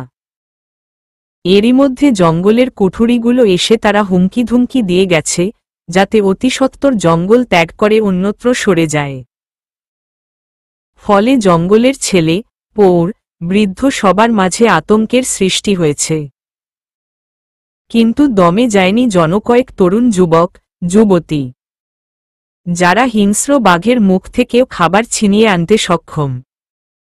হ্যাঁ, তবে সীমন্তিনী নামক একটা প্রাণী নিরুদ্দেশ হওয়ার কারণে তাদের মনের মাঝে একটা অক্ষমতার জন্ম নিয়েছে। আগের সকল পরিকল্পনায় সীমন্তিনী ছিল। মেয়ে হয়েও সবার নেতা ছিল সে। কারণ তার বাবার মতোই সে দুর্দান্ত, শক্তিশালিনী এবং উদ্দাম সাহসী। কিন্তু এখন সে বেঁচে আছে কিনা সেটা নিয়েই সবাই সন্দিহান। কৃষাণ আর জবিলি জঙ্গলের রাস্তা ধরে হেঁটে শত্রুর আস্তানার দিকে যাচ্ছে। তবে আজকে কোনো আক্রমণ হবে না। শত্রুপক্ষের চোখে ধুলো দিয়ে পুরো আস্তানাটা একবার চক্কর দিয়ে আসবে শুধু। দুজনের বিয়ে হয়েছে অল্প কিছুদিন হল। অবশ্য কৃষাণ সীমন্তিনীর অনুপস্থিতিতে বিয়ের জন্য রাজি ছিল না। জবিলির মায়ের পীড়াপিড়িতে রাজি হতে হয়েছে। কৃষাণ মনে মনে ভেবে রেখেছে যে সীমন্তিনী ফিরে আসলে তার কাছে কায়মনে ক্ষমা চাইবে তার এই অনাকাঙ্ক্ষিত বিয়ের জন্য। হাঁটতে হাঁটতে হঠাৎ জবিলি বলে উঠল, আপনার কি মনে হয় কৃষাণ, সীমন্তিনী আপু আর সরোয়ার ভাইয়া বেঁচে আছে? কৃষাণ হাঁটার গতি একটু শ্লথ করে বলল, আমার তো অনেক কিছুই মনে হয়, কিন্তু মনে হওয়া না হওয়া দিয়ে কি যায় আসে বলো? হুমম তাও ঠিক বলেছেন, কিন্তু আমার মনে হচ্ছে উনি যদি ফিরে আসেন তাহলে আমাদের বিয়ের কথা শুনলে কষ্ট পাবেন। কৃষাণ এ কথার জবাব না দিয়ে দ্রুত পা চালাল। তখন সন্ধ্যা হয়েছে মাত্র। সূর্যের তীব্র কড়া পিতা ভালোক্রস্যি মিয়ে গিয়ে রক্তিম আভার সংমিশ্রণে আকাশে আমাবস্যা অতিক্রম করে নতুন চাঁদ উকি ঝুঁকি দিচ্ছে। চাঁদের রূপালী আলোতে কৃষাণ আর জবিলি সবার চোখ ফাঁকি ঘুরতে ঘুরতে একটা বেড়া দিয়ে বেষ্টিত কুঁড়ে ঘরের সামনে এসে থামল। ভেতরে কারো উপস্থিতি টের পেল না তারা। কোনো অস্ত্রশস্ত্র রাখার ঘর ভেবে ধীর পায়ে এগিয়ে ঘরের দরজাটা উন্মুক্ত করল সে। সঙ্গে সঙ্গে দরজার ক্যাচ ক্যাচ শব্দের সাথে এক ছটা দ্যুতিমান আলোর রেখা ঘরের বাইরে ঠিকরে পড়ল। ঘরের দিকে তাকাতেই মুহূর্তের জন্য কৃষাণ বিস্ময়ে হতবুদ্ধি হয়ে গেল। জবিলি রদিকে তাকিয়ে বলল, এ তো আমাদের সীমন্তিনী। জবিলি তড়িঘড়ি করে কৃষাণের হাত ধরে ঘরের ভিতর ঢুকে দরজা বন্ধ কর দিল। ঘরের মধ্যে একটা উজ্জ্বল মোমবাতি টিমটিম করে জ্বলছে। দেখেই বোঝা যায় এইমাত্র জেলে দেয়া হয়েছে সেটি। একাধারে তিনটা চেয়ারের সাথে সরোয়ার, সীমন্তিনী এবং উষাকে লাইলনের দড়ি দিয়ে বাঁধা। সবার হাত পা মুড়ের ন্যায় ছন্নছাড়া। কারো মাথা সামনে ঝুঁকে পড়েছে, আর কারো মাথা পিছনে চেয়ারের সাথে ঠেস দেয়া। সর্বাঙ্গে জমাট বাঁধা রক্তের ছড়াছড়ি। কৃষাণ একটা হতাশার দীর্ঘশ্বাস চেপে রেখে জবিলিকে বলল, এরা তো সবাই বেহুশ, আগে জ্ঞান ফেরাতে হবে। তুমি এক কাজ করো, আসার পথে একটা লসিন গাছ দেখেছ না? ওটা থেকে সাবধানে একটা ডাল ভেঙে নিয়ে আসো, তাড়াতাড়ি, কেউ যাতে টের না পায়। জবিলি সন্ত্রস্ত পায়ে ঘর থেকে বেরিয়ে দ্রুত সেই গাছ থেকে একটা ডাল ভেঙে নিয়ে আসল। বলা বাহুল্য, লসিন জঙ্গলের একটি ভেষজ গুণসম্পন্ন গাছ, যেটা জ্ঞান ফেরানো সহ নানাবিধ কাজে জঙ্গলে অবস্থিত মানুষেরা ব্যবহার করে থাকে। এর বৈজ্ঞানিক নাম এবং সভ্য জগতে এর পরিচিতি হয়তো আছে, কিন্তু সেটা এই মুহূর্তে কৃষাণের অজানা। এতদিন সবাই ভেবে এসেছিল সরোয়ার আর সীমন্তিনীর হয়তো আর বেঁচে নেই। গভীর অরণ্যের হিংস্র কোনো পশুর আক্রমণে তারা নিজেদের প্রাণ দিয়েছে। এখন তাদের মিথ্যা ধারণার অব্যাহতি ঘটলেও তারা এই শত্রুদের আস্তানায় কিরূপে এসেছে সেটাই বোধগম্য হল না। কৃষাণ লসিন গাছের পাতা দুই হাতের তালুতে ঘষে সীমন্তিনীর নাকের কাছে ধরতেই সে ধীরে ধীরে চোখ মেলল। অনেক কষ্টে মৃদু মৃদু করে বলল, কৃষাণ, এসেছিস ভাই? আমি বুঝতে পেরেছিলাম এটা আমারই জন্মভূমি। এরপর কুহু কুহু করে কাশি দিয়ে এক দলা রক্ত মুখ থেকে বের করে বলল, ওদের কাছে যা, জ্ঞান ফিরা ওদের, বাঁধন খুলে দে। কৃষাণ ব্যতিব্যস্ত হয়ে বাকিদের কাছে গেল। জবিলিও সাহায্য করল। একে একে সবার জ্ঞান ফিরে এলো। যেই বাঁধন খুলতে যাবে ঠিক সে সময়ই বাইরে কারো পদশব্দে জবিলি চকিত হয়ে কৃষাণকে জামা ধরে টেনে ফিসফিস করে বলল, বাইরে কারা যেন আসছে। শব্দটা শত্রুপক্ষের বুঝতে পেরে দুজনে তৎক্ষণাৎ দরজার পেছনে এসে লুকিয়ে পড়ল। পরমুহূর্তেই কটাস করে দরজা খুলে গেল। হুড়হুড় করে ঢুকে পড়ল কয়েকজন বন্দুকধারী লোকের সাথে একজন পৌর লম্বা কৃষ্ণবর্ণের লোক।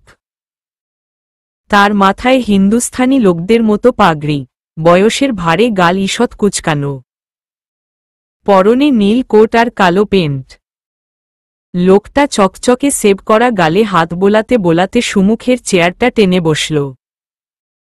খটমটে চোখে কিছুক্ষণ সীমন্তিনীর দিকে তাকিয়ে করুণ গলায় ভাঙা বাংলায় বলল, তোকে দেখে আমার অনেক মায়া হইচ্ছে জানিস। তোর মতো চেহারার আমার একটা ভগিনী আছে। সীমন্তিনী কিছু না বলে রক্তমিশ্রিত ঠোঁট দাঁতে চেপে ধরে ক্ষীণ দৃষ্টিতে তাকাল। লোকটি সীমন্তিনীর অবস্থা দেখে আকস্মাৎ খাক করে হেসে উঠল। মুহূর্তেই হাসিটা মিলিয়ে গিয়ে মুখটা কঠিন করে বলল, রাগ দেখিয়ে লাভ নাই মা। এই কৃষ্ণ অনির কাজে যারা বাধা দেয় তাদের আমি জীবিত রাখি না। আমার এত কষ্টের আনা ভিনদেশী মেয়েগুলোকে বাঁচিয়ে দিয়ে ভালো করেছ। পুরো মিডিয়া এখন আমার পেছনে লেগেছে। লক্ষ লক্ষ টাকা ঢালছি, তাও বন্ধ করার উপায় নেই। সরোয়ার গর্জে উঠে চেয়ার নেড়েচেড়ে বাঁধন খোলার বৃথা চেষ্টা করে বলল, বয়স তো অনেক হয়েছে, শিগগির মারা পড়বি। এখন শুধু দেখার অপেক্ষায় তোর মৃত্যুটা কতটা পৈশাচিক হয়। কৃষ্ণ অনি একটুও রাগান্বিত হল না, উল্টো হাম্বড়াই হাসি দিয়ে বলল, এ কথা তো অনেকে বলিছে বাছা, কিন্তু কয়জনে পারে? তুই কি যমরাজ নাকি যে জান নিয়ে? কথাটা শেষ হবার সুযোগ দিল না কৃষাণ। আদিবাসীর মতো বসবাস করলেও কারা হিতৈষী আর কারা শত্রু সেটা বুঝার ক্ষমতা তাদের বিলক্ষণ রয়েছে। সে তড়িৎগতিতে এসে নিজের হাত দিয়ে কৃষ্ণ অনির গলা চেপে ধরল। অন্য হাতে একটা ছুরি বের করে সাবধানতার সুরে বলল, খবরদার, কাছে আসলে তোদের বাপকে এখানেই শেষ করে দিব। বন্দুকধারী লোকেরা আকস্মাৎ কৃষাণের উপস্থিতিতে হকচকিয়ে পিছু হাঁটে গেল। তাদের স্বল্প লঘু মস্তিষ্কে কি করা উচিত সেটার উদ্রেক হল না। বিপন্ন কৃষ্ণ অনির নিঃশ্বাস রুদ্ধ হয়ে মুহূর্তে তার সমস্ত মুখে রক্ত ছুটে এসে লাল হয়ে গেল। চোখ দুটো যেন কোঠর থেকে বের হয়ে যাবার উপক্রম। সে সকাত্রে দুই হাত নেড়ে বন্দুক ফেলে দেওয়ার জন্য সংকেত দিল। সঙ্গে সঙ্গে তার সতীর্থরা ভীতিবিহ্বল হয়ে বন্দুক ফেলে দিল। কৃষাণ জবিলির উদ্দেশ্যে হাত ছেড়ে তাদের জঙ্গলি ভাষায় বলল, জবিলি বেরিয়ে এসো, এদের সবার বাঁধন খুলে দাও, তাড়াতাড়ি আসো। তড়িতে জবিলি দরজার পিছন থেকে বেরিয়ে এসে কোমরের গুজা ছুরিটা নিয়ে ফসফস করে তাদের বাঁধন খুলতে লাগল। কৃষ্ণ অনি গলায় ঘোতঘোত শব্দ করে কৃষাণের হাত থেকে ছুটার যারপরনাই চেষ্টা করতে লাগল। কিন্তু তার বৃথা সমীহা এই জঙ্গলের অকৃত্রিম ভীমপরাক্রম কৃষাণের কাছে কিছুই না। একে একে সবার বাঁধন খোলা হলে কৃষাণ বলল, তোমরা বেরিয়ে যাও, তাড়াতাড়ি পালাও। জবিলি বাদ সেধে বলল, কিন্তু তুমি আমার জন্য চিন্তা করো না, এদের শেষ করা আমার বাঁ হাতের কাজ। সবাই একটু আশান্বিত হলেও জবিলির মনে একটা সংশয় রয়েই গেল। চটুল পায়ে বের হতে হতে বারবার পেছনে ফিরে তাকাচ্ছে সে। সবাই যখন বেরিয়ে গেল কৃষাণ তখন অনিকে ওভাবে ধরে রেখে দরজার সামনে এসে জোরে একটা ধাক্কা দিল। এরপর ঠাস করে দরজা বন্ধ করে একদাপটে পালাল। পেছনে শোনা গেল বিরামহীন গুটি ফুটানোর শব্দ। কট কট কট কট। কৃষাণের আগমনে সবার মনের শুকনো নদীটার প্রাণ ফিরে এলো। জঙ্গল কেটে কেটে অতি দ্রুত সবাই সেই জায়গা থেকে প্রস্থান করল। কোনো কথা বলার মতো অবস্থানেও কেউ ছিল না তখন। ভোরের আলো ফুটেছে সবে। পূর্বাকাশে সূর্যটা দেখাচ্ছে কোনো গোলক আলোহিত অগ্নিপিণ্ডের মতন। কয়েকটা ঘুম ভাঙানিয়া পাখি এ ডাল ও ডাল করে মধুর সুরে কিচিরমিচির করে ডাকছে।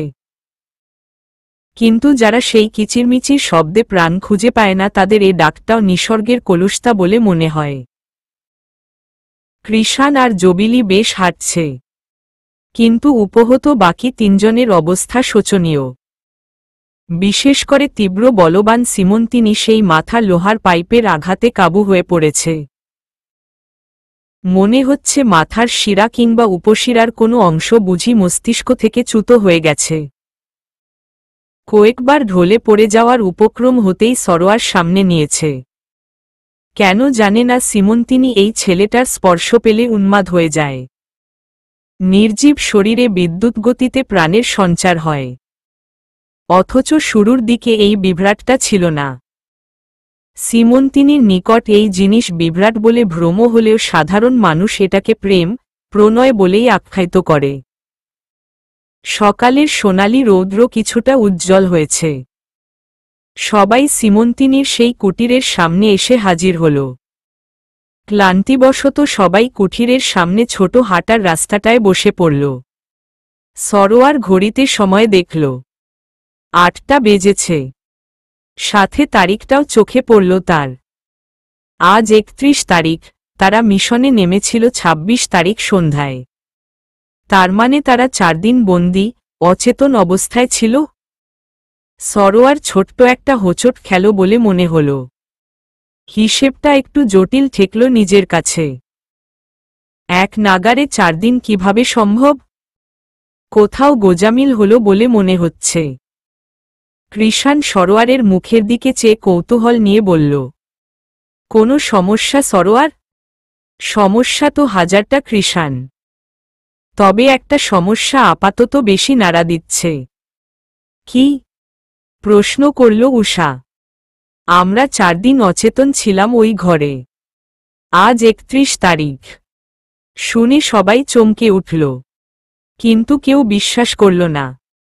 প্রমাণস্বরূপ সরোয়ার ঘড়িতে তারিখ দেখাল। উষা বুঝতে পারলেও বাকিরা না বুঝেও চুপ করে রইল। সিমন্তিনি প্রশ্ন করল, এবার কি করবে? কাপুরুষের মতো তো পালিয়ে এলাম সবাই। সরোয়ার বলল, পালিয়ে না এসেও উপায় ছিল না। আশেপাশে ওরা সংখ্যায় অনেক ছিল। একটু ভুলচুক হলেই উড়ে যেতাম। আর আমাদেরও তেমন অস্ত্রশস্ত্র ছিল না। কি দিয়ে লড়বে? হাত দিয়ে। শুধু সাহস থাকলে হয় না বুঝলে। শেষের কথাটা ধারালো শোনাল সরোয়ারের। সিমন্তিনি অধিক দৃপ্ত কণ্ঠে বলল, বললেই হল। এর চেয়ে বড় সুযোগ আর ছিল না। ওদের কাছে কি বা এত ছিল? ওদের অস্ত্রগুলো সম্পর্কে কোনো ধারণা আছে তোমার? না জেনে অনাধিকার চর্চা আমার একদম পছন্দ না সীমা। সিমন্তিনি চোখ মুখ শক্ত করে কিছু বলতে যাবে এমন সময় উষা বাধা দিয়ে বলল, কি শুরু করলি তোরা? নিজেদের মধ্যে তর্কবিতর্ক করে কি হবে? কুল গাইজ, কুল। দুজনে আর কিছু বলল না। অধবদনে চুপ করে রইল। সিমন্তিনি কৃষাণের উদ্দেশ্যে বলল, কৃষাণ, যা কিছু খাবারের ব্যবস্থা কর। 4 দিন ধরে অনাহারে আছি। বুঝতে পারছিস কিছু? কৃষাণ ব্যস্ত হয়ে উঠে দাঁড়াল, সাথে জবিলিও। বলল, হ্যাঁ হ্যাঁ যাচ্ছি। আমি বৈদ্য পাঠিয়ে দিচ্ছি তোমাদের চিকিৎসা করার জন্য। ততক্ষণে তোমরা একটু পরিষ্কার হয়ে নিতে পারো। গেলাম। কৃষাণ চলে গেলে সরোয়ার উষার উদ্দেশ্য করে বলল, চলো উষা, ভিতরে যাওয়া যাক। এটা আমার ঘর। 2টা কক্ষ আছে। তোমরা ভালোই থাকতে পারবে। উষা দাঁড়াল, কিন্তু সরোয়ার সেখানে মাথা নত করে ঠায় বসে রইল। সিমন্তিনি অর্ধেক গিয়ে আবার উষাকে বলল, ওনাকে কি আলাদা করে বলতে হবে? জিজ্ঞেস করো তো উষা। এই কটূক্তিতে সরোয়ারের সর্বাঙ্গ যেন আগুনে রেখা খেলে গেল। বেজায় বিক্ষুব্ধ হয়ে মুখটাকে শক্ত করে রইল সে। তারপর হঠাৎ সেখান থেকে উঠে গিয়ে পরিকীর্ণ পায়ে ডোবার পাশে বটগাছটার দিকে চলে গেল সে। উষা স্থবির হয়ে চেয়ে রইল। ছোট ঘটনাটির রত্তি পরিমাণও মাথায় ঢুকল না তার। সিমন্তিনি তার চলে যাওয়ার পানে একদণ্ড তাকিয়ে একটা ছোট নিঃশ্বাস ছেড়ে উষাকে বলল, চিন্তা করো না। ও এখানে অনেক কিছুই চিনে। চলো ভিতরে চলো। ডোবার কাছে এসে সরোয়ার বেশ কিছুক্ষণ স্থির হয়ে দাঁড়িয়ে রইল। এরপর বটগাছের সেই চিরচেনা ডালটার উপর গিয়ে বসল, যেখানে বসে সিমন্তিনি তাকে নফির নামের একটি ফলের রস খাইয়েছিল। কি আশ্চর্য! সেদিন এই ডালটিতে চড়তে সরোয়ারের কম কসরত করতে হয়নি। অথচ আজ কত সহজেই না চড়ে বসল। সবকিছুই বোধহয় এভাবে পরিবর্তন হয়ে যাচ্ছে। সেই দিনের মাঝ দুপুরে আদরমাখা ফলের রস খাওয়ানো দৃশ্যটা আজ তার চোখের সামনে মাতম করে হামাগুড়ি দিচ্ছে। পায়ের নিচের কালো ডোবা আর মাথার উপর আকস্মাৎ দিগন্তলুপ্ত কালো মেঘের মতোই তার মনের অন্তরিক্ষ ঘোর কালো মেঘে আচ্ছন্ন হয়ে গেল। সেই আচ্ছন্ন কালো মেঘদ্বয় একে অপরের ঘর্ষণে সমস্ত শরীর যেন আচমকা বজ্রপাতে অসাড় হয়ে পড়ছে। সভ্য জগতে সীমন্তিনীর ব্যবহার আর তার জন্মভূমিতে পা রেখে তার আচরণের ভিন্নতা সরোয়ারকে বারবার নাড়া দিচ্ছে। সে কি তাহলে সরোয়ারকে চায় না? সভ্য জগৎ নিয়ে কি সে সন্তুষ্ট না? সেই রাগ, সেই বেপরোয়া ভাবটা সভ্য জগতের কোনো সিন্ধুকে তুলে রেখেছিল সে? সে কি সেখানে নিজেকে হীন, তুচ্ছ মনে করে? বেশ, তাই যদি হয় তাহলে মনের বিরুদ্ধে জোর খাটিয়ে তার মস্তিষ্কে চাপ সৃষ্টি করাও সমীচীন নয়। সে থাকুক তার মতো, আগের মতো স্বাধীন হয়ে, মুক্ত বিহঙ্গের মতো পুরো পৃথিবী ছসে বেরিয়ে। কোনো কিছুতে বাধা হয়ে দাঁড়াবে না সরোয়ার। নিজের মনের মধ্যে একরাশ সুপ্ত অনুরাগে বশীভূত হয়ে একটা সিদ্ধান্ত সে নিমেষেই মনস্থ করে নিল। সমস্ত ইতিবৃত্তের বীর্নিবৃত্ত এখানেই। সীমন্তিনী এসে দাঁড়াল বটগাছে নিচে। কিছুক্ষণ নীরব থেকে হাত ছেড়ে বলল, কৃষাণ খাবার নিয়ে এসেছে, খেতে এসো। সরোয়ার এক পলক তাকিয়ে কুটিল হাসল, মুখে কিছু বলল না। সীমন্তিনী চোখ রাঙিয়ে বলল, হাসছ কেন? মনে হচ্ছে মজার কিছু বলেছি। খেতে এসো তাড়াতাড়ি। তথাপি সরোয়ারের ভাবান্তর ঘটল না। সে চুপ করে রইল। সীমন্তিনী একলাফে সেই গাছের ডালটায় গিয়ে বসল। সরোয়ারের কাছে গিয়ে প্রশ্ন করল, কি হয়েছে? সরোয়ার কোনো রূপ ভূমিকা ছাড়াই বলল, সীমা, তুমি কি এই জঙ্গলে থেকে যেতে চাও? যদি চাও তাহলে এত লুকোছাপার দরকার নেই। আমাকে সাফ সাফ জানিয়ে দাও। হ্যাঁ, চাই।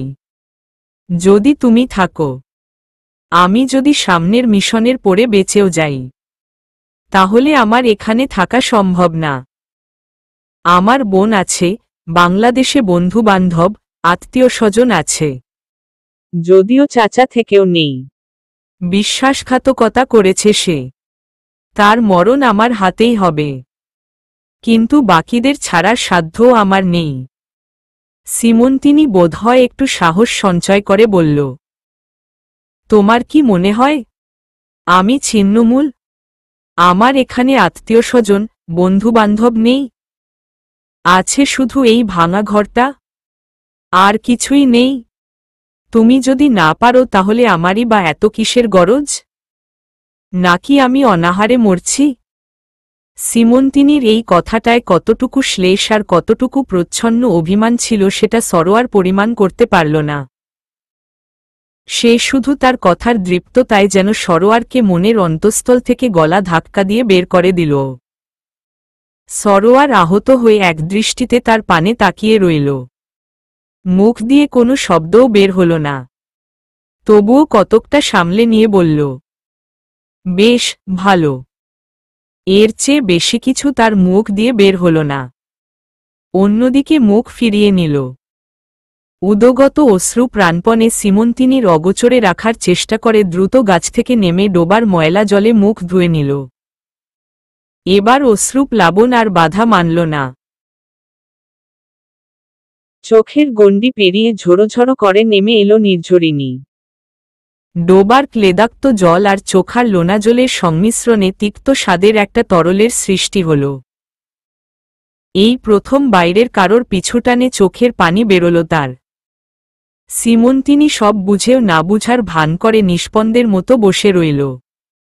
সীমন্তিনী সব বুঝেও না বুঝার ভান করে নিষ্পন্দের ন্যায় বসে রইল। একবার ফিরেও তাকাল না। কে জানে জঙ্গলে পা দেওয়ার সঙ্গে সঙ্গে তার বুকে এতবড় নিষ্পৃশ্যতার পাষাণ পাথরকে বেঁধে দিয়েছিল। সরোয়ার সেখান থেকে অন্যত্র চলে গেল। সিমন্তিনিও আর কিছু বলল না। সে নিজের ঘরের দিকে গেল। উষা, কৃষাণ আর জবিলি খেতে বসেছে। সিমন্তিনির সাথে সরোয়ারকে দেখতে না পেয়ে সবাই একে অপরের সাথে দৃষ্টি বিনিময় করল। সবার চোখ একটা কথাই বলছে, সরোয়ার কোথায়? সবার মুখ থেকে অপরিস্ফুট কথাটা কেড়ে নিয়ে সিমন্তিনি ফোঁস করে একটা দীর্ঘশ্বাস ছেড়ে বলল, সরোয়ার আসছে না। ওইদিকে কোথায় যেন চলে গেল বলে একটা হাত বাড়িয়ে অদূরে দেখিয়ে দিল। সর্বাগ্রে উষা চকিত হয়ে ভীতস্বরে বলল, কি বলছ? ও গেল আর তুমি তাকে যেতে দিল? জানোই তো এখন চারিদিকে শত্রুরা ওত পেতে আছে। উষার এই সহজ বাক্যে সিমন্তিনির অজানা রাগের উৎসে যেন সশব্দে চাবুকের ঘা পড়ল। অল্পক্ষণের রাগ অনুরাগের শক্ত খোলসটা টুস করে খসে পড়ে তার ভিতরের সুপ্ত প্রণয়টা জেগে উঠল। রোবটের মতো উঠে দাঁড়াল সে। তারপর সেখান দ্রুতপদে সরোয়ারের যাওয়ার পথে পা বাড়াল। উষা পেছনে থেকে ডাক দিল, কিন্তু সিমন্তিনি সেদিকে কর্ণপাত মাত্র করল না। সরোয়ার আনমনে হাঁটছিল। কত কি যে ভাবছিল তার হিসেবন্তি নেই। কেন সিমন্তিনি এমন অনভিপ্রেত ব্যবহার তাকে উপহার দিচ্ছে, আর কেনই বা আকস্মাৎ যুদ্ধক্ষেত্রে শত্রু মিত্র হওয়ার মতো করে সব বদলে গেল? কেন তাদের সর্বাত্মক নিটল প্রণয় এত সহজে চির ধরে গেল? সিমন্তিনির সব অশ্রাব্য কথোপকথন তার কানের মধ্যে যেন বিকট শব্দে ঝনঝন করে বাদ্য বাজিয়ে তার কানকে সেচে ফেলছিল। সহসা সিমন্তিনির উপস্থিতিতে সে ত্রস্ত হয়ে পড়ল। তড়িঘড়ি করে চোখ মুছে অন্যদিকে মুখ ফিরিয়ে নিল সে। পাছে তার অশ্রুবিকৃত মুখখানা তার চোখে ধরা পড়ে যায়। সিমন্তিনি ঋজুর দৃষ্টিতে তাকাল সরোয়ারের দিকে। ধীরে ধীরে কাছে এসে কোমল স্বরে বলল, আমার দিকে তাকাও দেখি সরোয়ার। সরোয়ার তাকাল না। উল্টো তাকে মুখ না দেখবার জন্য মনের মধ্যে যেন একটা চাপা অভিমান চেপে বসল। না, কিছুতেই তাকাবে না সে। কিছুতেই না। মরে গেলেও না। সিমন্তিনি পুনরায় আদুরে গলায় বলল, তাকাও না। বলে সিমন্তিনি সরোয়ারের চিবুক টেনে মুখ ফেরানোর চেষ্টা করল। কিন্তু সরোয়ার আর হয়ে রইল। নড়লও না, কথাও বলল না। সিমন্তিনি এবার নিজে ঘুরে তার দিকে চেয়ে বলল, কি হয়েছে? এটা কি বিবাগী হবার সময়? সরোয়ার বলল, আমার ইচ্ছে। সিমন্তিনি ডানে বামে মাথা ঝাঁকুনি দিয়ে বলল, না না, তোমার ইচ্ছে অনিচ্ছে অন্য ব্যাপার। কিন্তু এভাবে না খেয়ে খেয়ে আর কদিন চলবে বলো তো? সরোয়ার কিছু বলল না। সিমন্তিনি পুনরায় বলল, আমার উপর অভিমান করেছ বুঝি? দেখো, আমি মেয়েটাই এমন, কেউ যদি আমার মুখের উপর কথা বলে আমার খুব রাগ উঠে। আর তুমি সেটাই করেছ, যেটা আমি পছন্দ করি না। কই তুমি আমার মান ভাঙাবে? উল্টো আমাকে ভাঙাতে হচ্ছে। সরোয়ার কিছু বলছে না দেখে সিমন্তিনি পূর্বের চেয়ে একটু বেশি জোর দিয়ে বলল, এই দেখো, এখনো মুখ গোমরা করে বসে আছো? আচ্ছা, আমাকে কি করতে হবে বলো? সরোয়ার হেসে ফেলল। এর থেকে বেশি অভিমান করা হলে আদ্যশ্রাদ্ধ হয়ে যাবে সেটা নিশ্চিত। অগত্যা মুখে প্রসন্ন ভাব এনে সিমন্তিনির কাঁধে দুই হাত রেখে গলা বেষ্টন করে একটু কাছে টেনে বলল, অনেক হয়েছে। আর কিছু করতে হবে না। কিন্তু তুমি এমন ব্যবহার না করলেই পারতে। হ্যাঁ, পারতাম। কিন্তু তোমারও বোঝা উচিত, করো মনে কষ্ট পেলে মন বিনিময় করা হলে তার জন্য কতটা কষ্ট লাগে। সরোয়ার কিছু না বুঝে হা করে চেয়ে আছে দেখে সিমন্তিনি বলল, বারে, তোমার বাড়িতে আমাকে কাঁদিয়েছিলে মনে নেই? ও হ্যাঁ, মনে আছে। সিমন্তিনি সরোয়ারের দুই হাত কাঁধ থেকে নামিয়ে বলল, এখন চলো, খাবে। তারপর গুরুমশাইয়ের কাছে যাব। এরপর একটু থেমে বলল, এখন মিশনটা শুধু তোমার আর আমার নয়, জঙ্গলের প্রত্যেকটা মানুষের। ওরা জঙ্গলটা দখল করতে চাইছে, আমাদের বসতি উচ্ছেদ করে নিজেদের কুকর্মের আস্তানা গাড়তে চাইছে। এটা আমরা কোনো মতেই হতে দিব না। নিজের প্রাণ দিয়ে হলেও নিজের জন্মভূমিকে রক্ষা করব। সরোয়ার ভরসা দিয়ে বলল, চিন্তা করো না, পৃথিবীর সৃষ্টিলগ্ন থেকেই সত্যের জয় হয়ে আসছে, এবারও হবে ইনশাআল্লাহ। চলো চলো। খাওয়া দাওয়া শেষে সবার ক্ষতস্থানে বৈদ্য এসে কিছু জঙ্গলি গাছের ঔষধ দিয়ে গেল। যদিও এই বিষয়ের জন্য কারো তেমন উৎকণ্ঠা নেই বললেই চলে, কারণ তাদের অভীষ্ট লক্ষ্যের ইতি এখনও ঘটেনি। সেই লক্ষ্যের দ্বারে পৌঁছাতে হলে কত শত আঘাত প্রতিঘাত হবে তার কোনো আদ্যপান্ত নেই। তবুও সাময়িক স্বস্তি লাভের আশাই এই মিথ্যে প্রয়াস। একটু বিশ্রামের পর সবাই গুরুমশাইয়ের ঘরের দিকে রওনা দিল। ইতিমধ্যে জঙ্গলের কয়েকজন যুবক এসে শত্রুপক্ষের বিরুদ্ধে লড়ার জন্য ইচ্ছে প্রকাশ করেছে। সব মিলিয়ে মোট 20 জনের মতো হবে, কিন্তু ওদের সদস্য সৈন্য সংখ্যা অঢেল। তাছাড়া লড়ার জন্য যথেষ্ট সরঞ্জাম অস্ত্রশস্ত্র কিছু নেই বললেই চলে। গুরুমশাই কোনো পথ বাতলে দিবেন এই আশায় এখন তারা মরিয়া হয়ে গুরুমশাইয়ের ঘরের দিকে ছুটেছে। অবিশ্বাস্য হলেও সত্যি যে জঙ্গলে এখনও তেমন শীত জেকে বসেনি, কিন্তু সভ্য জগতে এর আধিপত্য ইতিমধ্যেই শুরু হয়ে গেছে। মানুষ ধুমধাম করে গরম জামাকাপড় আলমারি থেকে বের করে গায়ে পুড়ে দিচ্ছে। গরিবেরা দুহাত দুদিকে চাপিয়ে কুজো করে শীত নিবারণের চেষ্টা করছে, আর উচ্চবিত্তরা দেশবিদেশ ঘুরে ঘুরে শীত নিয়ে কবিতা লিখছে। এভাবেই চলছে গোটা বিশ্বজগৎ। সবাই যখন গুরুমশাইয়ের ঘরের সামনে আসলো তখন প্রায় দুপুর গড়িয়েছে। উজ্জ্বল কিরণমালী তেরোছাভাবে আলো ছড়াচ্ছে সবার গায়ে। সেই মিঠা রোদের ঝলকে সবাই চোখ সংকুচিত করে ঘরের দিকে তাকিয়ে আছে। গুরুমশাই বেরিয়ে এলো মিনিট কয়েক পরে, হাতে পাতলা কাপড়ে মুড়ানো কিছু বড় বিদেশি অস্ত্র।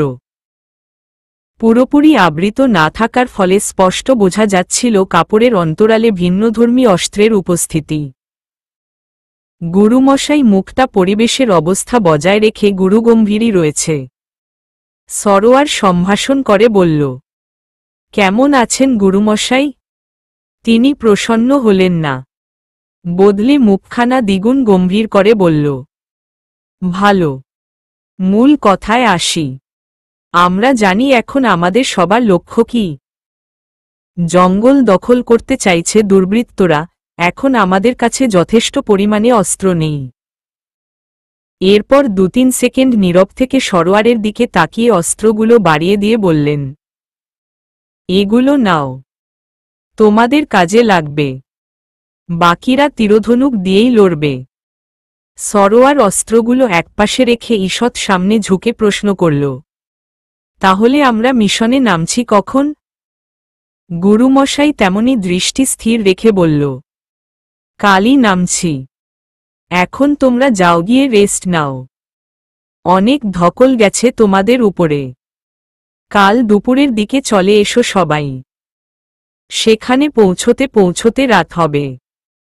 রাত্রিরেই অসচেতন অবস্থায় ওদের আক্রমণ করতে হবে। সবাই উঠে দাঁড়াল। কৃষাণ আর জবিলি তাদের বাড়ির দিকে চলে গেল।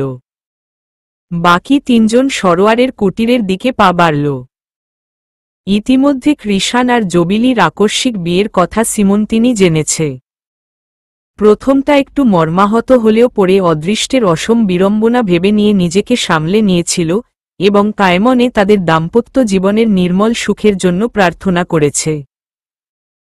সরোয়ার শুনে অবশ্য খুশি হয়েছিল, কিন্তু পরক্ষণের সিমন্তিনির চোখ রাঙানিতে সেই খুশিটার বহিঃপ্রকাশ করার সুযোগ মেলেনি। চলতে চলতে তাদের মধ্যে অনেক কথাই হল। প্রহসন নয়, গুরুতর আলোচনা। কিভাবে আক্রমণ করাটা ভালো হবে, কখন কে করবে, পরিস্থিতির ভিন্ন হলে কি করতে হবে, এসব। আপাতদৃষ্টিতে এসব মামুলি ব্যাপার গোটা দিনটা পার করে সন্ধ্যা নামাল তারা। রাতে খাবার পর ঘুমানো নিয়ে বাজল লঙ্কাকাণ্ড। সীমন্তিনীর কুঁড়ে ঘরের 2টা কক্ষ। কে কোথায় থাকবে? খাট তো 2টা মাত্র। এ নিয়ে তাদের মধ্যে বাকবিতণ্ডার শেষ নেই। শেষে সীমন্তিনী ঠিক করল সে নিচে থাকবে, আর উষা এবং সরোয়ার 2 খাটে থাকবে। এই প্রস্তাবও বাকি 2জন নাকচ করে দিল। কিন্তু সীমন্তিনী নিজের সিদ্ধান্তে তুমুলভাবে অনড়। কেউ এক বিন্দু নাড়াবার সুযোগও পেল না। শেষে তাই হল। সেই দিন রাতের মতো সীমন্তিনী সরোয়ারের খাটের পাশে একটা মাদুর পেতে শুয়ে পড়ল। সরোয়ারের জঙ্গলবাসের একটা দিনের কথা মনে পড়ে গেল। ঠিক এভাবেই একদিন সীমন্তিনী তার পাশে শুয়েছিল, আর সেই রাতেই একটা নেকড়ে তাকে আক্রমণ করেছিল। সীমন্তিনী তাকে বাঁচিয়েছিল। গত হয়ে যাওয়া অমলিন স্মৃতিগুলো মনের আকাশে আচানক মঞ্চ নাটকের পর্দার মতো ভেসে উঠল। রাতে এর চেয়ে বড় লঙ্কাকাণ্ড ঘটল, যেটা সরোয়ার, সীমন্তিনী আর তাদের অন্তর্যামী ভিন্ন কেউ জানতে পারল না। ঘটনাটা হল এই। গভীর রাতে আকস্মাৎ সীমন্তিনী কি একটা বাজে স্বপ্ন দেখে সরোয়ারের কাছে এসে প্রলাপ বকতে লাগল। তার ভাষ্যমতে সে স্বপ্নে দেখেছে সরোয়ার আততায়ীদের হাতে নিহত হয়েছে। সেই থেকে সে আতঙ্কিত হয়ে সরোয়ারকে এক মুহূর্তের জন্য আড়াল করেনি। সারারাত পায়ের কাছে কখনো বসে আর কখনো বা ঘুমিয়ে কাটিয়ে দিয়েছে। সীমন্তিনীর আকস্মিক আহ্লাদীপনায় সরোয়ার একটু বিরক্ত হলেও পরক্ষণে তার মনের অবস্থা কল্পনা করে সে নিজেকে সংবরণ করে নিয়েছে। শেষ রাতে সরোয়ারের ঘুম ভেঙে গেল। ঘুমকাতুরে চোখে দেখল সীমন্তিনী তার পায়ের কাছে নেই। শুরুতে একটু ভয় পেলেও পর মুহূর্তে বুকের কাছে কারো গরম নিঃশ্বাসের শব্দে চকিতে ফিরে দেখতেই তার কুম্ভকর্ণের ঘুম নিমেষেই উবে গেল। কয়েক সেকেন্ডের জন্য মতিচ্ছন্ন হয়ে গেল তার। সীমন্তিনী সরোয়ারের বুকের অতি সন্নিকটে এসে তার বালিশের এক পাশ অকপটে দখল করে ঘুমাচ্ছে। তার সুললিত হাত দুটো তার বুকের কাছে গুটিসুটি দেয়া। ছোট চৌকিতে লণ্ঠন জ্বলছে হেলেদুলে মিটমিট করে।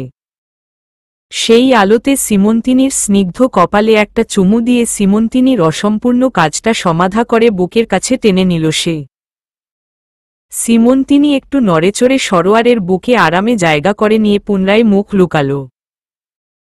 পরদিন সকাল থেকেই চলছে অবারিতভাবে যুদ্ধের প্রস্তুতি। চারদিকে তীরধনুক, বর্ষার টুংটাং শব্দ। জঙ্গলের যুবকেরা বেশ কিছু নতুন বর্ষা আর তীরধনুক বানিয়েছে।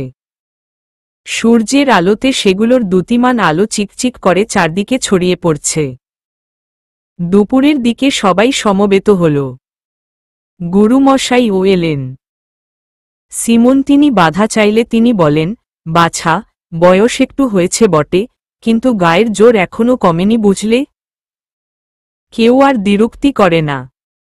সবাই নিজ নিজ শারীরিক, মানসিক প্রস্তুতিতে ব্যস্ত। কারো মুখে দুশ্চিন্তার দ পর্যন্ত নেই। সবাই নিজ জন্মভূমির নিমিত্তে প্রাণ দিতে প্রস্তুত।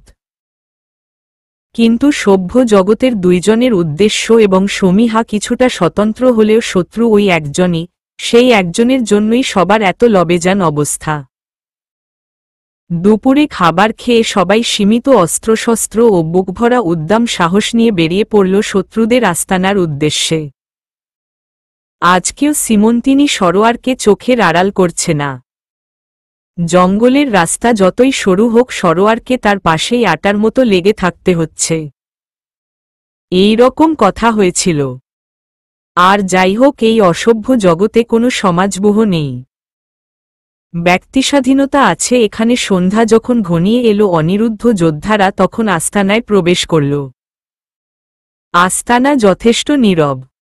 চারিদিকে আগুনের মশাল জ্বলছে। আবার অনেক জায়গায় মিশমিশে কালো অন্ধকার। সবাই যোদ্ধানুভাব নিয়ে চারিদিকে ছড়িয়ে পড়ল। ধীরে সুস্থে লুকিয়ে লুকিয়ে গা ঢাকা দিয়ে আক্রমণ করতে শুরু করল। সরোয়ার, সীমন্তিনী, উষা প্রায় কাছাকাছি আছে। তাদের গুলির শব্দই যত বিড়ম্বনা। কয়েকজনের পরপারের ঠিকানায় পৌঁছাতে গুলির শব্দ শুনে চারিদিক থেকে হুড়হুড় করে অস্ত্রধারী বেরিয়ে আসতে লাগল। লক্ষ্যহীনভাবে গুলি করতে লাগল তারা। প্রশিক্ষণ অনুযায়ী সবাই বুলেটের হাত থেকে বাঁচতে মোটা গাছগুলোকে শেল্ড হিসেবে ব্যবহার করছে। যেন লোকগুলো পাপের সমস্ত ভার এই অবলা গাছগুলো সহ্য করছে। লাগাতার 15 মিনিটের মতো গুলাগুলির পর পরিবেশ কিছুটা শান্ত হল। কয়েকজনের হাতে পায়ে গুলি লাগা ছাড়া কারো কোনো ক্ষয়ক্ষতি হয়নি। কিন্তু এটা জঙ্গলি মানুষের জন্য অতি সামান্য। অল্প কিছুক্ষণ পরেই 10 থেকে 15 জন লোক ডিজিটাল স্ট্যাম্প স্বয়ংক্রিয় বন্দুক হাতে গপগপ শব্দে মাটিতে পা ফেলে দৌড়ে এলো।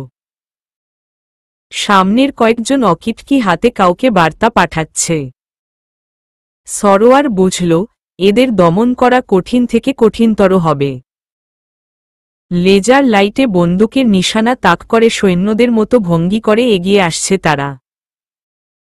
হঠাৎ সিমন্তিনির মাথায় একটা বুদ্ধি খেলে গেল। সে দ্রুত একটা গাছের মোটা লতা টেনে নিঃশব্দে সাই করে লোকগুলোর পিছনে চলে। অন্ধকারে আর গুলাগুলির শব্দে শত্রুপক্ষ বিষয়টা লক্ষ্য করল না। বর্ষা হাতে দ্রুতবেগে ঘুরে সমানে 2-3 জনের পেট চিরে দিল। লোকগুলোর বন্দুক হাত থেকে পড়ে গেল।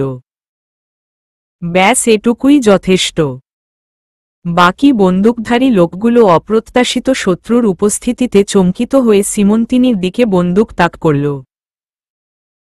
সিমন্তিনি তেমনিভাবে দ্রুতবেগে নিচু হয়ে পড়ে বাকি কয়েকজনের পায়ের পাতায় বর্ষাঘাত করল। লোকগুলো বিকট বেয়ারা শব্দে আর্তনাদ করে উঠল।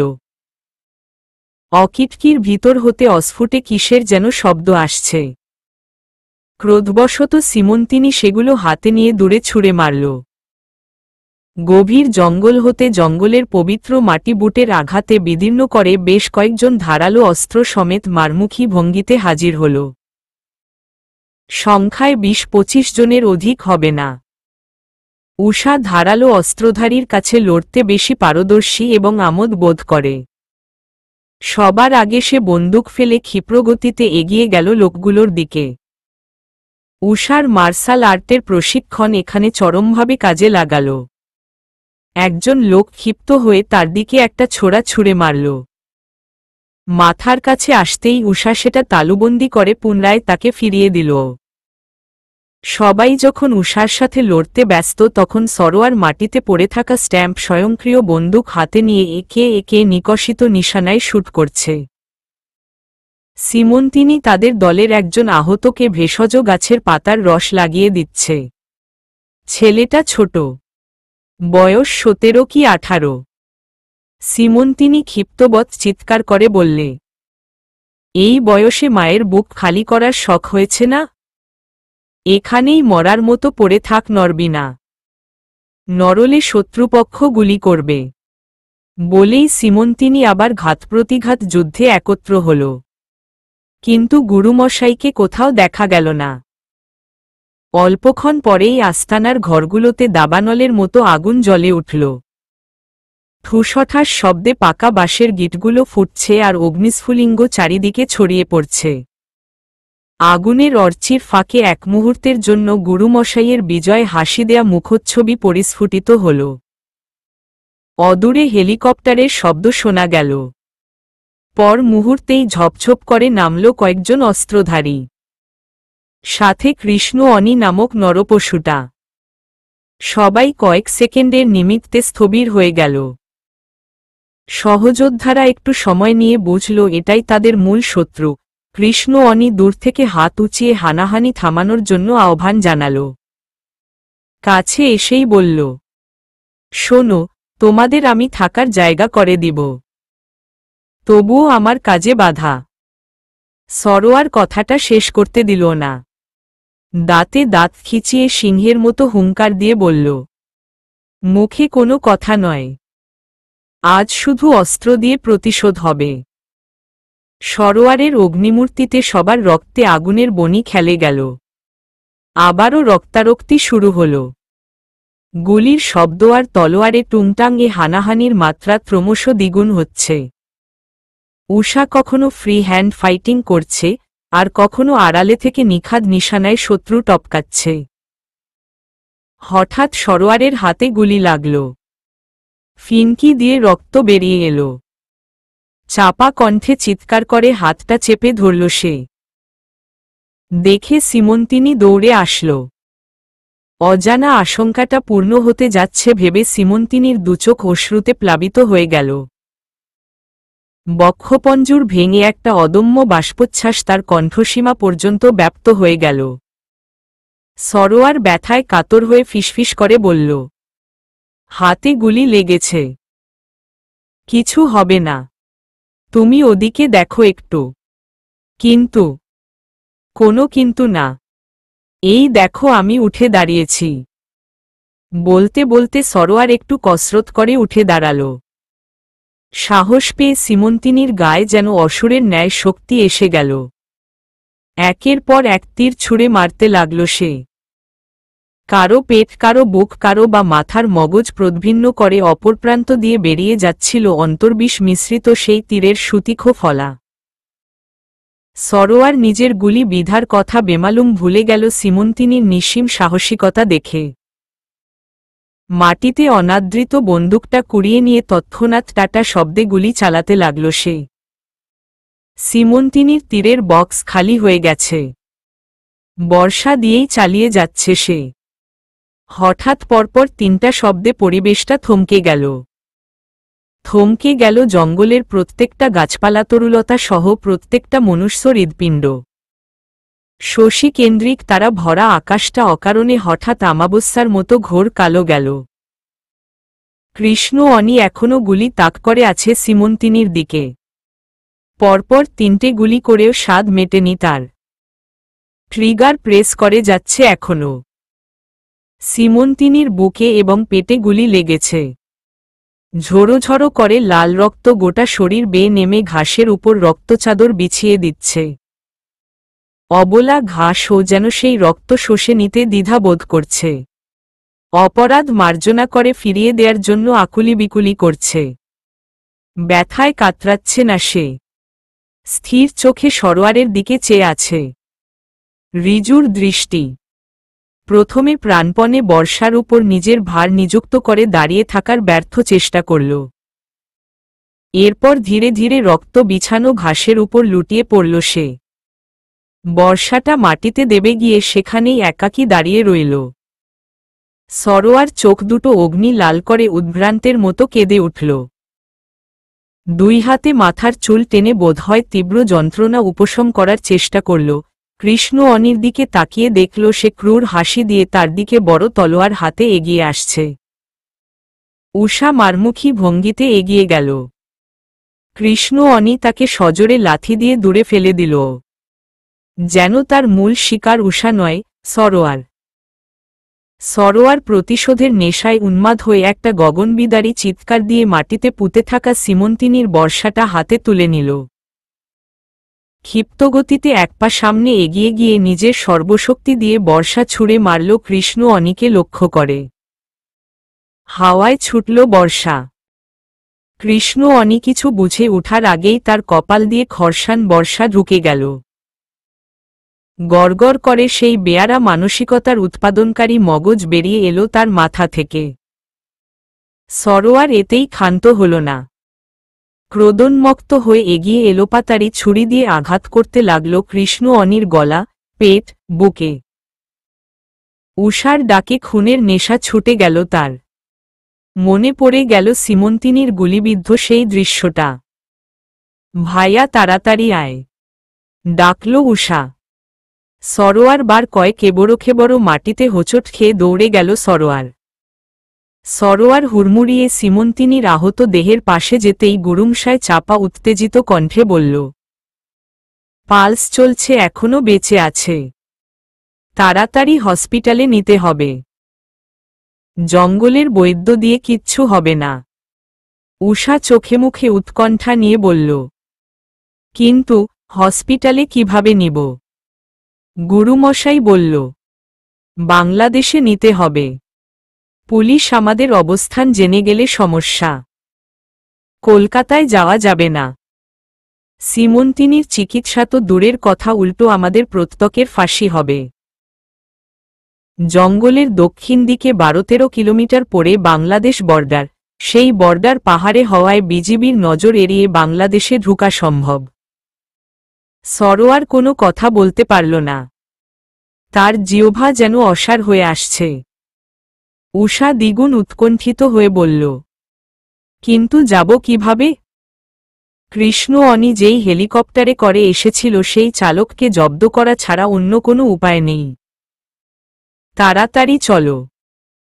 সিমন্তিনি একটু ককিয়ে উঠল, সরোয়ারের দিকে হাত বাড়িয়ে টপ করে 2 ফোঁটা চোখের পানি ছেড়ে দিয়ে বলল, আমি মরছি এজন্য দুঃখ করছি না, কিন্তু আমার যে শেষ ইচ্ছে পূরণ হল না। অনেক ইচ্ছে ছিল। কুহু কুহু করে কেশে এক দলা রক্ত মুখ দিয়ে গলগল করে বের করল সে।